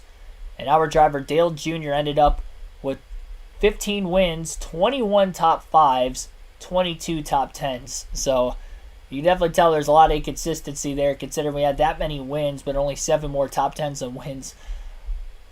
Laps led, we had 3,833 laps led as of tonight.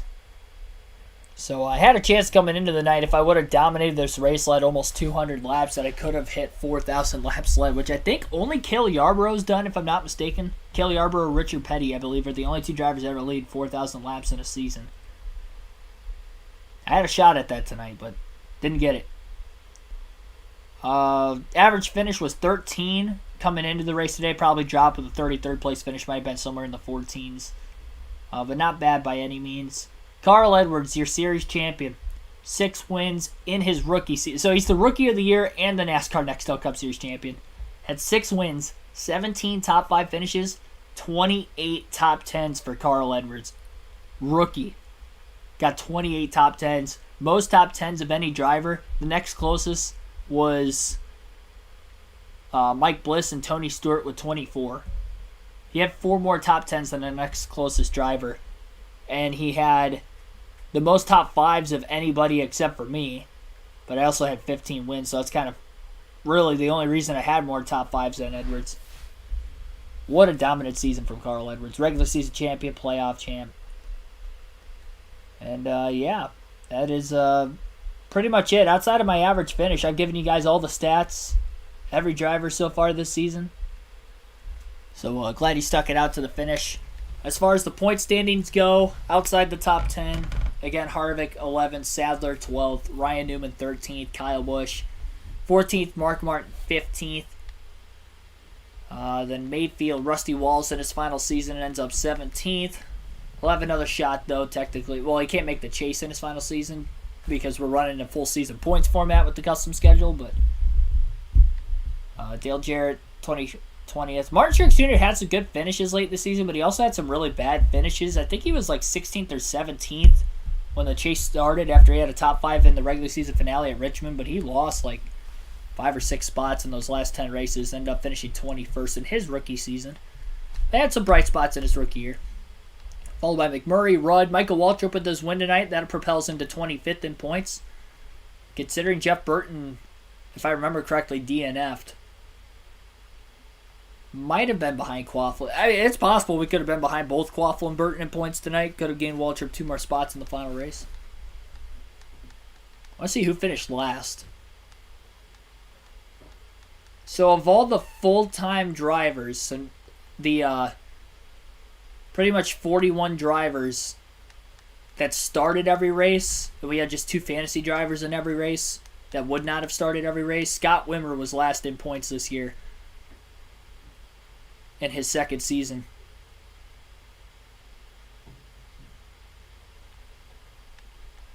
So Scott Wimmer, last in points. Kyle Petty right in front of him. Two-time NASCAR champion Terry Labonte. Not a great year for him at all. John Andretti was the furthest back in points of those with a win, 36th.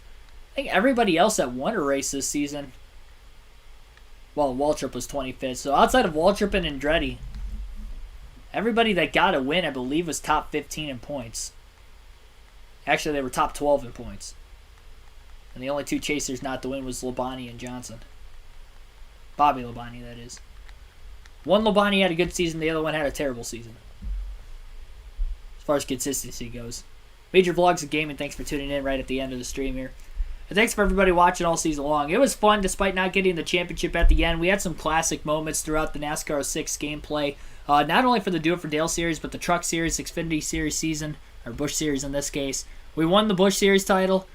Great comeback second half of the year there. Great comeback in the final 13 races in the second half of the Truck Series season. A great championship race. The Truck Series had the best championship race of the three so far this weekend. Crazy finish to the race where I won the title and the race, and it was a tight margin of victory. 18 points is all I beat Craven by, but the fact he had to finish 10th or worse, end up finishing 14th on top of us having to win and lead the most laps, and we did just that. Unbelievable. Yeah, that's going to wrap it up. Thanks for everybody watching. NASCAR 6 still will continue on the channel. We'll take a little bit of a break from it for the next few days as we'll finish out NASCAR 21 Ignition tomorrow night with our Championship 4 race starting at 6 p.m. Eastern Standard Start Time, Phoenix. And we'll try to get our first championship on that game and my final race on that game. Then live race commentary for the Xfinity Series race Friday night at Bristol and the Cup Series race Saturday night at Bristol. Daytona 500 Sunday afternoon after our dual race on the same stream at Daytona. Have not won at Daytona on NASCAR EA Sports game. We've got some, we got to get going. And Greg Biffle, we need to win the championship with him because it's our last shot to do it on NASCAR 06. I'm not going to have this be like NASCAR Thunder 04 where I do not win a championship on this game in the Cup Series. I'm not doing that again. I am not losing another championship again. That's what, if you count NASCAR 21 Ignition, that's 5 championships I've lost on the channel. I'm done losing championships. Thanks everybody for watching. I'll see you guys tomorrow night.